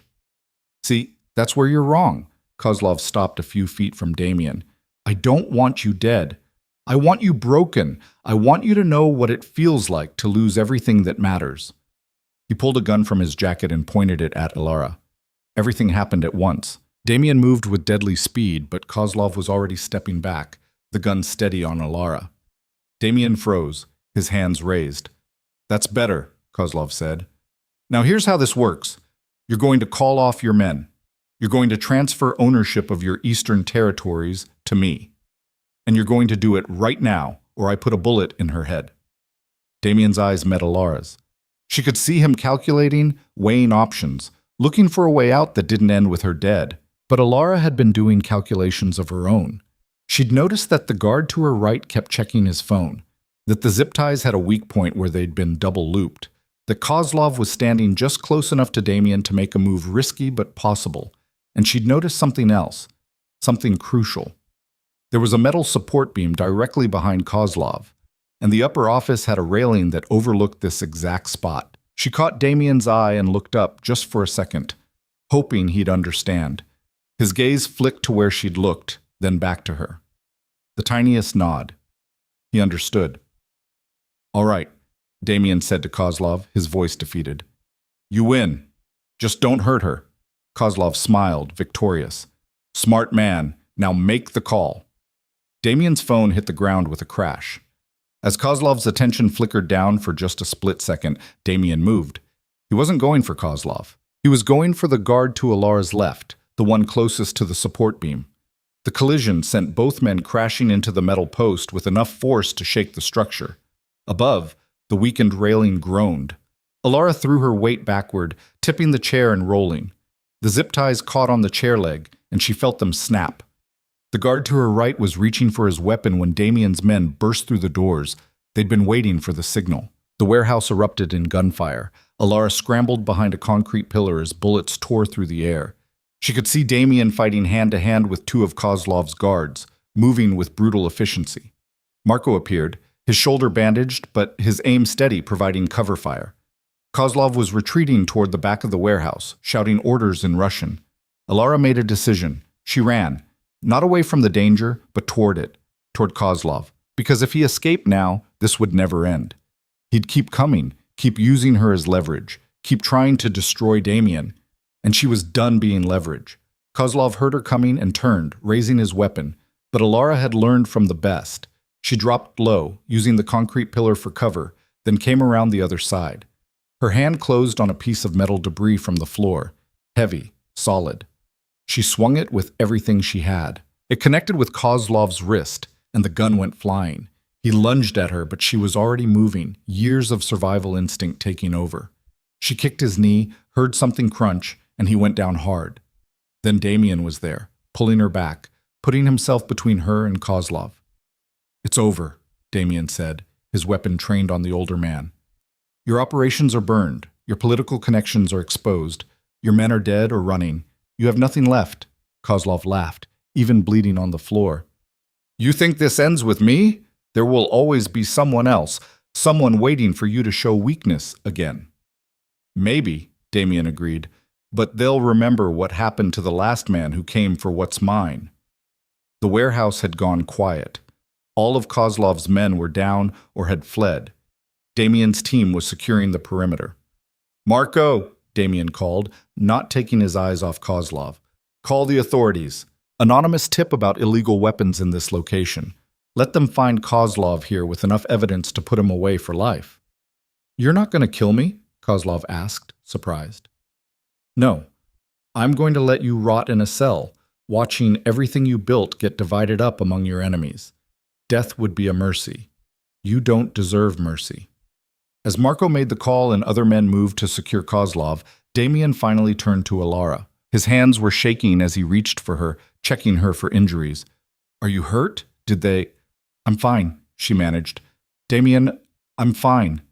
He pulled her against him so hard she could barely breathe, his face buried in her hair. She could feel him trembling, the iron control finally cracking. "I thought I'd lost you," he said roughly. "When I got the call that they'd breached the palazzo, that they'd taken you—" "I'm okay. I'm right here." "You ran at him. You ran at an armed man instead of staying safe." "He was going to escape. I couldn't let that happen." Damien pulled back enough to look at her, and there was something fierce and terrified in his expression. "Don't ever do that again. Don't ever risk yourself like that. You ran into a warehouse full of armed men for me. That's different." "How?" "Because I can't lose you." The words burst out of him, raw and desperate. "I can't, Alara. I've lost too many people. I've watched this world take everything I cared about. I can't watch it take you too." Alara reached up, cupping his face in her hands. "You're not going to lose me. I'm right here, and I'm not going anywhere." He kissed her then, hard and desperate and full of everything they'd both been holding back. When they finally broke apart, sirens were approaching in the distance. "We need to go," Marco said quietly. "Now." They left before the police arrived, taking a different route than Kozlov's men had used. By the time authorities swarmed the warehouse, Damien's team was long gone, leaving only an anonymous tip and a crime lord caught red-handed with enough illegal weapons to guarantee a life sentence. Back at the palazzo, the damage from the breach was extensive but contained. The east gate had been destroyed, several windows shattered, but the structure itself was sound. Repairs would take weeks, but it could have been so much worse. Alara sat in Damien's study while a doctor examined her wrists where the zip ties had cut into her skin. Damien paced nearby, unable to sit still, his energy still crackling with the aftermath of violence and fear. "You should rest," the doctor said, finishing the bandages. "Both of you. You've been through significant trauma." But after he left, neither of them moved toward rest. "I need to call a meeting," Damien said. "The families will want answers. Will want to know why Kozlov targeted us, what it means for the power balance." "That can wait until morning," Alara said. "There's damage to assess, security to rebuild." "Damien." She stood and crossed to him, taking his hands in hers. They were still shaking slightly. "It can wait. Just for tonight. It can wait." He looked at her, and she saw exhaustion in every line of his face, the weight of leadership, of responsibility, of almost losing someone he loved. "I don't know how to do this," he admitted quietly. "How to be what I am, and also care about someone the way I care about you. Every tactical decision becomes complicated because I'm thinking about how it affects you. Every risk I take, I'm calculating what it means for your safety. It's making me weak." "No," Alara said firmly. "It's making you human. There's a difference. In my world, human gets you killed. Maybe. Or maybe having something to fight for makes you stronger." She squeezed his hands. "You came for me tonight. You walked into that warehouse knowing it was a trap, knowing you might not walk out. That's not weakness. That's the strongest thing I've ever seen." Damien pulled her close, his arms wrapping around her like he could keep her safe through sheer force of will. "When I saw you tied to that chair with Kozlov's gun pointed at you, I knew I would burn the entire city down if it meant keeping you safe. And that terrifies me. Because that kind of emotion, that kind of attachment, it's dangerous for both of us." "Then let it be dangerous," Alara said into his chest. "I'm tired of safe. Safe got my family killed. Safe meant hiding in a gilded cage. I'd rather be dangerous with you than safe without you." He tilted her face up to his, and she saw something in his eyes she'd never seen before. Not just desire or possession, or even affection. Something deeper, something that looked a lot like love, even if neither of them was ready to name it yet. "You're changing me," he said softly, "making me want things I thought I'd given up on. A future that's more than just survival and strategy." "Is that so terrible? Ask me again when we're not standing in a damaged palazzo after a night of violence." Alara smiled despite everything.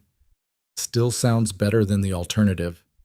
He kissed her, slow and deep and full of promise. When they finally broke apart, some of the tension had left his shoulders. "Come on," he said, taking her hand. "Let's get out of here." "Where are we going?" "The safe house. Just for tonight. Tomorrow we deal with the families and the repairs and everything else. But tonight, I just want to be somewhere quiet with you."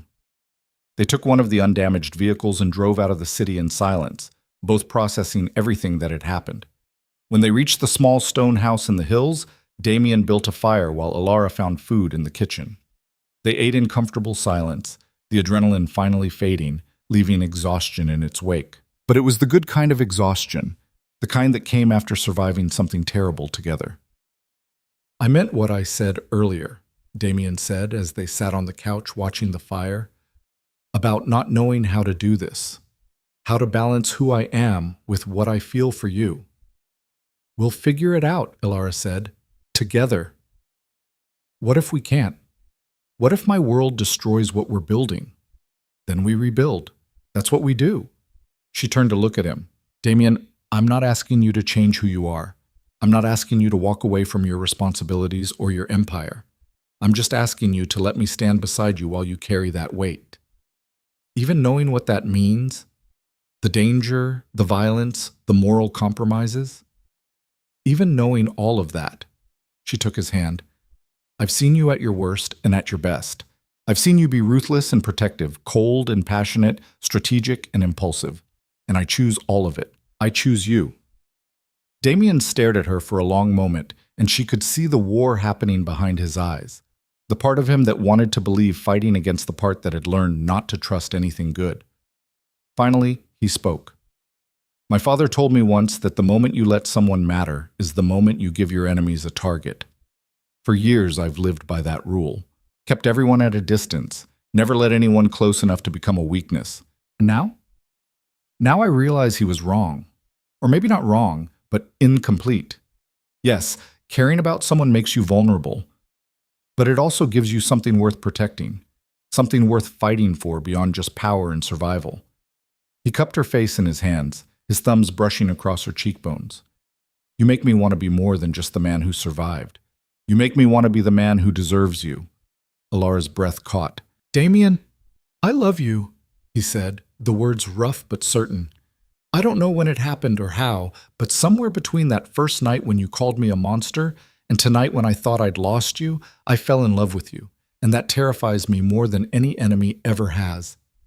Tears stung Alara's eyes. I love you too, even when I didn't want to, even when I tried to tell myself you were just the man keeping me alive. I love you. He kissed her, and it was different from every kiss before. This wasn't desperation or desire or the need to forget. This was a promise, a commitment to whatever came next. When they finally made their way to the bedroom, it was with the understanding that everything had changed. They'd crossed a line that couldn't be uncrossed, made a choice that would reshape everything. But as Alara fell asleep in Damien's arms, listening to his heartbeat steady beneath her ear, she felt something she hadn't felt in 5 years. Hope. Not the naive hope of someone who didn't understand the world, but the hard-won hope of someone who'd seen the darkness and chosen to find light anyway. Tomorrow would bring new challenges. The families would need answers. The palazzo would need repairs. Kozlov's empire would need to be dismantled and divided. But tonight, they had this moment of peace before the storm, this quiet certainty that whatever came next, they would face it together. And that was enough. Morning came too soon, and with it, the weight of reality. Alara woke to find Damien already dressed, standing at the window with his phone pressed to his ear. His voice was low, controlled, but she could hear the steel underneath. He was back in command mode, dealing with the aftermath of the previous night. When he ended the call and turned to find her awake, his expression softened slightly. How long have you been up? She asked. A few hours. The families want a meeting. Today. They're concerned about the instability Kozlov's arrest will cause. He sat on the edge of the bed. They want to know if we're strong enough to maintain control. Are we? We will be. But it's going to require careful positioning. He reached for her hand. And it's going to require you. Alara sat up, suddenly alert. What do you mean? The families respect power, but they also respect legitimacy. You're the last of the Voss bloodline, a family that was once neutral ground between all the major players. Your grandfather's name still carries weight. He paused, choosing his words carefully. If you stand with me at this meeting, if you publicly align yourself with my family, it sends a message. That this isn't just about me consolidating power. It's about honoring old alliances and building new ones. Understanding dawned. You want to use my family name to legitimize your position. I want to show them that we're united, that attacking me means attacking the Voss legacy. It's protection for both of us. Alara considered this carefully. Her family name had been a death sentence for so long, she'd almost forgotten it could be anything else. But Damien was right. In this world, legacy mattered. Blood mattered. What would I have to do? Stand beside me. Let them see that you're not a prisoner or a pawn, but a partner. Someone with her own power who's chosen to align with mine. His eyes searched hers. But I need you to understand what you'd be choosing. This isn't just symbolic. Once you stand with me in front of the families, you become a legitimate target. Not just leverage, but a player in your own right. I'm already a target. Last night proved that. This is different. This is you stepping into the light permanently. No more hiding behind my protection. You'd be declaring yourself part of this world. Alara thought about the girl she'd been 5 years ago, quiet, idealistic. believing that understanding could solve any conflict. That girl had died along with her family. The woman she'd become had learned that sometimes survival required more than hope. It required power. "I'll do it," she said, "but on one condition." "What?" "After this meeting, after we've secured your position and dealt with the families, I want the truth. All of it. I want to know exactly what happened to my family. Not the sanitized version you gave me before, but everything. Names, dates, who gave the orders. I want to know who's responsible." Something flickered in Damien's expression. Pain, maybe. Or guilt. "Some of those people are still alive, still in power." "I know, and I need to know who they are." He was quiet for a long moment. "If I tell you, what will you do with that information?" "I don't know yet, but I deserve to know the truth about my own family." Damien nodded slowly. "All right. After the meeting, I'll tell you everything. I promise." They drove back to the city as the sun climbed higher, painting the sky in shades of gold and amber. The palazzo looked different in daylight, the damage more obvious but also somehow less catastrophic. Workers were already repairing the gate, and security had been tripled. Inside, Antonio and Marco were waiting with reports. The strikes on Kozlov's operations had been successful. His shipping business was in ruins, his distribution network disrupted, and his political allies were scrambling to distance themselves from the scandal. Kozlov himself was in custody, facing charges that would keep him locked up for decades. But the power vacuum he'd left behind was already causing problems. Smaller organizations were moving to claim pieces of his territory. Some of Damien's allies were making noises about renegotiating their agreements. And the families, the old bloodlines who'd controlled the city's underworld for generations, were watching carefully to see if Damien was strong enough to maintain order. "The meeting is set for 6 tonight," Antonio reported. "Russo family, DeLuca family, Chen family, and the Volkov brothers. They're bringing their top advisors." "Location?" Damien asked. "Neutral ground. The old Marconi restaurant downtown. It's been closed for renovations, so we'll have privacy." Damien nodded. "Security?" "Already arranged. Equal number of guards from each family. No weapons inside the meeting room itself." "Good. Make sure Ilara has appropriate clothing delivered, something that projects power but not aggression." After Antonio left, Ilara turned to Damien. "What should I expect from this meeting? Questions? Challenges? Tests to see if we're really united, or if you're just a convenient prop?" He moved closer. "Some of them will try to undermine you, make you seem weak or naive. Don't let them. Show them the woman who ran at an armed man last night. Show them the intelligence analyst who found weaknesses no one else could see." "No pressure, then." His mouth quirked into an almost smile. "You've faced worse. These are just old men trying to protect power they're terrified of losing." The clothing arrived an hour later. A tailored black suit with clean lines and subtle details that spoke of wealth without ostentation. Ilara dressed carefully, aware that every choice was a message. She left her hair down but pulled back from her face, minimal jewelry, understated makeup. When she looked in the mirror, she barely recognized herself. This wasn't the frightened girl who'd arrived at the palazzo months ago. This was someone else. Someone harder. Someone who'd learned to survive in a world built on violence and negotiation. Damien appeared in the doorway, already dressed in a dark suit that made him look every inch the crime lord he was. His eyes traveled over her, and she saw approval in his expression.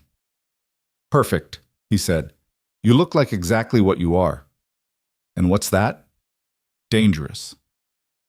The drive to the restaurant was tense. Marco drove while Damien made last-minute calls, coordinating with his people. Ilara watched the city pass by outside the window, wondering if she was making the right choice. But then she felt Damien's hand find hers, his fingers threading through hers, and the doubt faded. Right or wrong, this was her choice, and she was making it with her eyes open. The Marconi restaurant had been one of the city's finest establishments before a suspicious fire had forced it to close. Now it stood empty, its elegant dining room stripped bare except for a large conference table that had been brought in for this meeting. Security was everywhere. Men in suits with earpieces, watching everyone with professional suspicion. The families had already arrived, their cars lined up outside like a show of force. Damien squeezed her hand once before they entered. "Remember, you belong here. Don't let them convince you otherwise. The conference room fell silent when they walked in. 5 families, the real power in the city, all represented. The Russos, with their old world sensibilities and iron control of the port. The DeLucas, newer money but ruthlessly efficient. The Chens, who controlled most of the financial district. And the Volkov brothers, the only other major Russian operation in the city besides Kozlov's now defunct empire. All of them turned to stare at Alara. Damien guided her to seats at one end of the table, positioning himself so that she sat at his right hand, the position of trust and power. The message was clear. She wasn't just here as decoration. Vincent Russo, the eldest of the gathered leaders, spoke first. Damien, thank you for agreeing to meet on such short notice. These are complicated times. They don't have to be, Damien replied. Kozlov overstepped. He paid for it. The situation is resolved. Is it? This came from one of the Volkov brothers. Alexei, Alara thought. You've created a significant vacuum in the Russian operations. That affects all of us. I've already begun redistributing Kozlov's territory among his former associates who were forced to work with him. Those with legitimate grievances will be compensated. Those who were loyal to him. Damien's smile was cold. Well, they're no longer a concern. And what about the girl? The question came from Margaret DeLuca, a woman in her 50s whose pleasant smile didn't match the calculation in her eyes. Forgive my bluntness, but she's been a point of contention. Some of us question why she's here at all. Her name is Alara Voss, Damien said, his voice dropping to a dangerous register. And she's here because she's earned her place. The Voss family is gone, Margaret continued, still smiling. Tragic, certainly, but that bloodline holds no power anymore. Alara felt Damien tense beside her, preparing to defend her. But she put a hand on his arm, a silent request to let her speak. You're right, Alara said, her voice clear and steady. My family is gone. Murdered systematically over a decade by people who saw my grandfather's neutrality as weakness. She met Margaret's eyes. But that bloodline, as you call it, is also the reason half the people at this table aren't at war with each other. My grandfather brokered the treaties that keep this city from tearing itself apart. His word was trusted by everyone because he had no stake in anyone's victory. She paused, letting that sink in. I'm not asking for power based on sentiment or legacy. I'm here because I've proven myself useful. I've identified weaknesses in operations, negotiated in 4 languages, and helped dismantle Kozlov's network from the inside. My value isn't symbolic, it's practical. Margaret's smile faltered slightly. Vincent Russo leaned forward with interest. A pretty speech, Alexei Volkov said, but words are easy. Actions matter. Then let's talk about actions, Alara replied. In the past month, I've translated negotiations that prevented 2 potential wars, identified the mole in Damien's organization, and provided the intelligence that allowed us to strike at Kozlov's operations with surgical precision.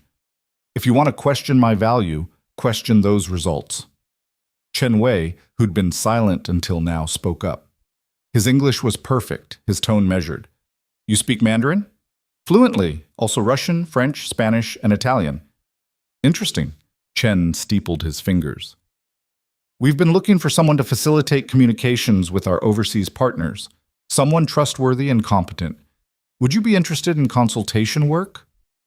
The offer was a test, Alara realized, a way to see if she'd undercut Damien's authority by pursuing independent opportunities.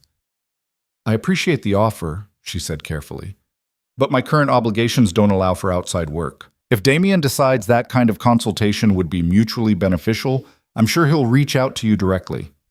It was the right answer. She saw approval in several faces around the table. The meeting continued for another 2 hours. Discussions of territory, operations, treaties. Alara contributed when appropriate, translating documents, offering insights on international operations. She could feel the dynamic shifting. The families were starting to see her not as Damien's weakness, but as an asset to the entire network. Finally, Vincent Russo stood. I think we've covered the essential points. Damien, you've handled the Kozlov situation with appropriate force. The redistribution plan seems fair. As long as you maintain order in the territories under your control, the Russo family has no objections. The other families nodded their agreement, though some more reluctantly than others. As people filed out, Margaret DeLuca stopped beside Alara. "You did well tonight, better than I expected." "Thank you." A word of advice, though. In this world, being valuable also makes you a target. Watch your back. Not everyone here is as accepting as they appeared tonight. It wasn't quite a threat, but it wasn't friendly either. Alara met the older woman's gaze steadily. "I'll keep that in mind." When they were finally alone in the car, Damien let out a long breath. "You were incredible in there." "I just told the truth." "You did more than that. You commanded respect. Made them see you as more than just the woman I'm protecting." He looked at her. "Chen's offer was genuine, by the way. He's been looking for someone to bridge his operations with his contacts in Beijing. The fact that he offered it to you publicly means he sees real value." "Should I have accepted?" "No, you played it perfectly. Showed loyalty while also demonstrating your marketability." He reached for her hand.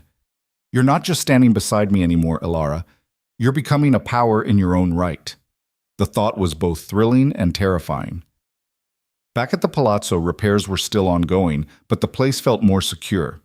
Marco had overseen a complete overhaul of the security system, and new protocols were in place. Alara found Damien in his study an hour later, staring at a file folder on his desk. His expression was troubled. "Is that," she began, "everything you asked for? About your family?" He looked up at her. "Are you sure you want to know?" She sat down across from him. "I'm sure." Damien opened the folder and began. "Your grandfather, Thomas Voss, saved my father's life in 1991. There was an attempted coup within our organization, and my father was ambushed. Your grandfather happened to be meeting with him that day, negotiating a treaty between two other families. He could have left, could have stayed neutral, but he stayed and helped fight off the attackers. I knew that part.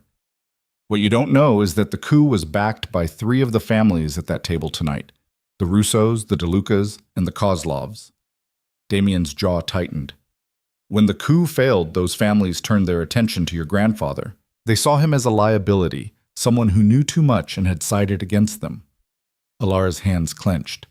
"They killed my family as revenge." "Not revenge. Elimination. They wanted to remove any possibility that your grandfather would testify against them or use his knowledge as leverage, so they systematically removed the Voss bloodline." He slid photos across the desk. "Your uncle, car accident arranged by the Russos. Your aunt, poisoning, likely DeLuca work. Your cousins, made to look like gang violence. And my parents? Kozlov. He arranged the car accident personally. My father had intelligence confirming it, but by the time he found out, it was too late." Damien's voice was rough. "He blamed himself. That's why he kept you protected, hidden. He was trying to save the last Voss." Alara stared at the photos, feeling numb. Vincent Russo, Margaret DeLuca, Victor Kozlov, they all sat at that table tonight acting civilized. "Yes, and you've known this the whole time." "I knew some of it. My father told me before he died. I learned the rest later." Damien stood and moved around the desk. "Alara, I understand if you... Why didn't you tell me before the meeting? If I'd known I was sitting across from my family's murderers, you would have shown it, and they would have used it against you. Against us." He knelt in front of her chair. "I know how this sounds, but you needed to phase them as equals first, without the weight of that knowledge. You needed them to respect you before you knew the truth."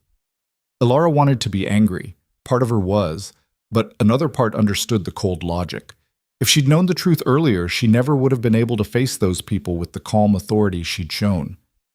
"Kozlov is in prison," she said slowly. "He's paying for what he did. But the others are still powerful, still untouchable for now." Damien's expression was grim. "I can't move against them without proof, and most of that proof died with my father. So they just get away with it. For now. But situations change, power shifts, and when the time is right, what? You'll kill them for me?" She stood abruptly, needing space. "I don't want revenge, Damien. I don't want to become like them." "Then what do you want?" Alara moved to the window, staring out at the city lights. What did she want? Justice seemed impossible in a world where the powerful made their own rules. Revenge would only continue the cycle of violence. I want to make sure no one else loses their family the way I did, she said finally. I want to use whatever power I have to protect people who can't protect themselves. To honor my grandfather's legacy of neutrality and mediation, not his decision to side with your father. She turned to face Damien. I want to build something better than what we inherited. Not perfect, not clean, but better. Damien stood and crossed to her, taking her hands. That's going to be a long fight, a hard one. These families have been operating the same way for generations. I know, but I have time. And I have you. She squeezed his hands. Unless you think I'm being naive again. No, I think you're being exactly who you've always been. Someone who believes in possibility, even when the world tries to crush it out of you. He pulled her close. And I think I love you even more for it. They stood there in silence, and Alara felt something shift inside her. The anger and grief over her family's deaths didn't disappear, but it transformed into something else. Purpose, maybe. Or determination. She would never be able to bring her family back, but she could make sure their deaths counted for something. Over the next 3 months, things began to change. Alara started small, identifying areas where Damien's operations were causing unnecessary harm. She convinced him to redirect protection money from struggling small businesses to those who could actually afford it. She negotiated better terms for workers in the shipping operations. She created mediation protocols for disputes that would have previously ended in violence. Some of Damien's lieutenants resisted, but after she prevented a war between two factions by finding a compromise that satisfied both parties, even the skeptics started to listen. Chen Wei took her up on her translation skills, paying well for her work facilitating communications between his organization and international partners. The money went into an account Alara was building, funds that could be used to help families displaced by underworld violence. Margaret DeLuca tried to test her twice, sending provocations designed to make Alara react emotionally. Both times, Alara responded with cool professionalism, turning the provocations into opportunities for productive dialogue. And slowly, imperceptibly, the balance of power began to shift. Damien's organization became known for efficiency and fairness, not weakness, but strategic strength. Other families started bringing their disputes to them for mediation, knowing that Alara could find solutions that worked for everyone. The Voss name, once synonymous with tragedy, became associated with something else: bridge building, problem solving. The kind of neutral authority her grandfather had once represented. One evening, 6 months after that first meeting with the families, Alara stood on the balcony of the renovated palazzo, watching the sunset paint the sky in shades of fire. Damien joined her, slipping an arm around her waist. Chen just called, he said. He wants us to mediate a dispute with the Volkov brothers over Eastern District territory. Us? Specifically you. He said you're the only person both parties trust to be fair. Alara leaned into him. 6 months ago, I couldn't even leave my room without guards. Now I'm mediating territorial disputes.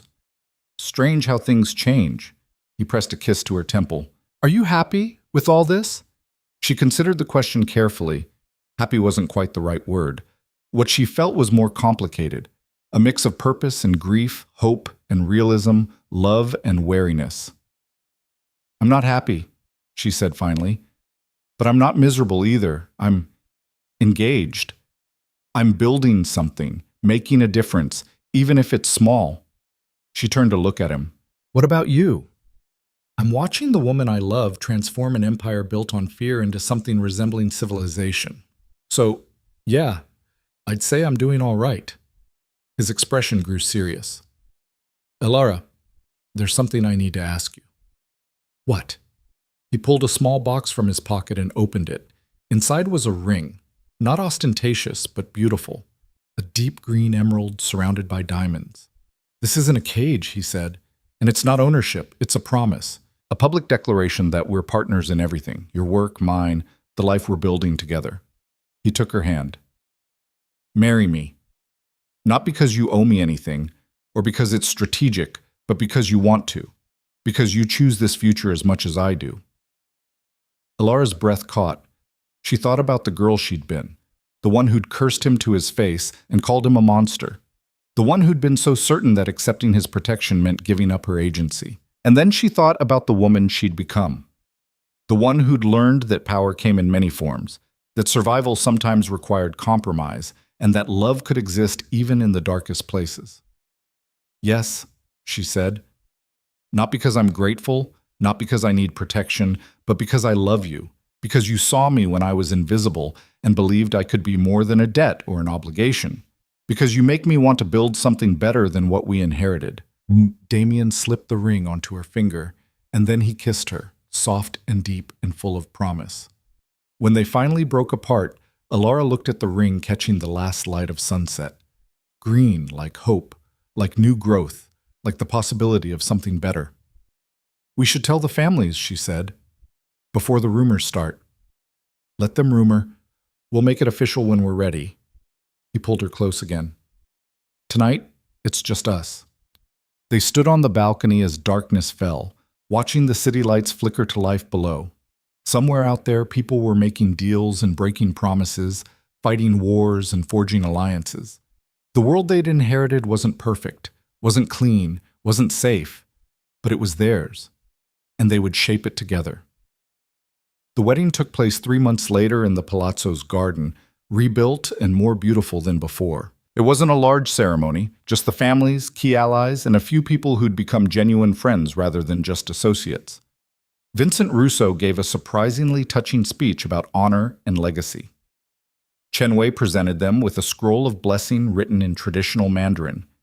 Even Margaret DeLuca managed to seem genuinely happy for them, though Alara never forgot who the woman really was or what she'd done. Marco stood as Damien's best man, his shoulder fully healed, a broad smile on his usually serious face. Antonio gave Alara away, representing the organization that had become her strange, complicated family. When Damien slipped the wedding band onto her finger, joining the emerald engagement ring, Alara felt the weight of everything they were promising each other. Not just love, but partnership. Not just protection, but trust. Not just survival, but the possibility of something more. I love you, Damien whispered as they were pronounced married. My partner, my equal, my choice. I love you too, Alara whispered back. My monster, my protector, my home. The celebration lasted well into the night, food and music and the kind of joy that came from knowing you'd survived something terrible together. Alara danced with Damien, with Marco, with Chen Wei, who moved with surprising grace for a man his age. As the evening wore down and guests began to leave, Alara found herself alone for a moment on the same balcony where Damien had proposed. She thought about her family, her grandfather who'd saved a life and doomed his bloodline, her parents who'd died never knowing why, all the cousins and aunts and uncles she'd lost. She wished they could see her now, could know that their deaths hadn't been meaningless, that she was using the legacy they'd left her to build something better. They'd be proud of you. She turned to find Damien standing in the doorway. You think so? I know so. Your grandfather dedicated his life to bringing peace to warring factions. You're doing the same thing, just with better tools and more authority. He joined her at the railing. You've changed everything, Alara. Not just for me, but for this entire city. People talk about the Voss legacy now with respect instead of pity. We changed it together. Maybe. But you were the catalyst. He pulled her close. Ready to start our life together? Really start it? Alara looked out at the city one last time, the lights and shadows, the beauty and darkness, the endless complexity of a world that had tried to destroy her and instead made her stronger. Yes, she said. I'm ready. They walked back into the palazzo together, leaving the balcony and the ghosts of the past behind. Tomorrow would bring new challenges, new conflicts, new opportunities to shape the world they'd inherited. But tonight was theirs, a celebration of survival, of choice, of two people who'd found each other in the darkness and decided to build a light together. Alara Voss had come to the palazzo as a debt being repaid, a girl living on borrowed protection with no power and no future. She was leaving her wedding as Alara Varelli, a woman with her own authority, her own voice, her own role in the complex web of alliances and power that governed the city. She hadn't saved Damien, and he hadn't saved her. But they had refused to fall alone, and in a world built on violence and fear, that refusal had become something rare and precious. It had become love. It had become partnership. It had become home. The last guest finally left as dawn began to break. Damien and Alara stood in the entrance hall of the palazzo, alone at last. "Tired?" he asked. "Exhausted." "Good celebration, then." "The best." She looked around the grand hall, the place that had once felt like a beautiful prison and now felt like the foundation of something she'd helped build. "Thank you, Damien, for seeing me when no one else did, for believing I could be more than what circumstances made me. Thank you for proving me right, and for making me want to be better than I was." He took her hand. "Come on, Mrs. Varelli. Let's get some sleep. We have a whole future to build tomorrow." They climbed the stairs together, and Alara felt a contentment she'd never expected to find. Not happiness. The world they lived in was too complicated for simple happiness. But something deeper. Satisfaction. Purpose. The knowledge that she'd taken the broken pieces of her life and built something meaningful from them. As she fell asleep in Damien's arms, the first light of morning streaming through the windows, Alara thought about the journey that had brought her here. From tragedy to captivity to partnership to love. From invisible to indispensable. From victim to survivor to someone with her own power. The world outside would keep turning. Violence and negotiation, power and compromise. The endless dance of people trying to survive and thrive in a city that offered no guarantees. But inside this palazzo, in this room, in this moment, Alara had found something she'd thought was lost forever. She'd found a future worth fighting for, and a partner worth building it with. The story of Alara Voss and Damien Varelli didn't end with a wedding or a triumph over enemies or a dramatic transformation of the criminal underworld. It continued in the small moments, the daily work of building trust, negotiating peace, loving someone despite their flaws, and choosing hope even when the world offered every reason for despair. It continued in a palazzo rebuilt from damage, in treaties negotiated at midnight, in a woman who'd learned that power came not from hiding from the world, but from engaging with it honestly and fully.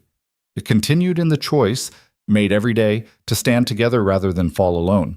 And that in the end was enough.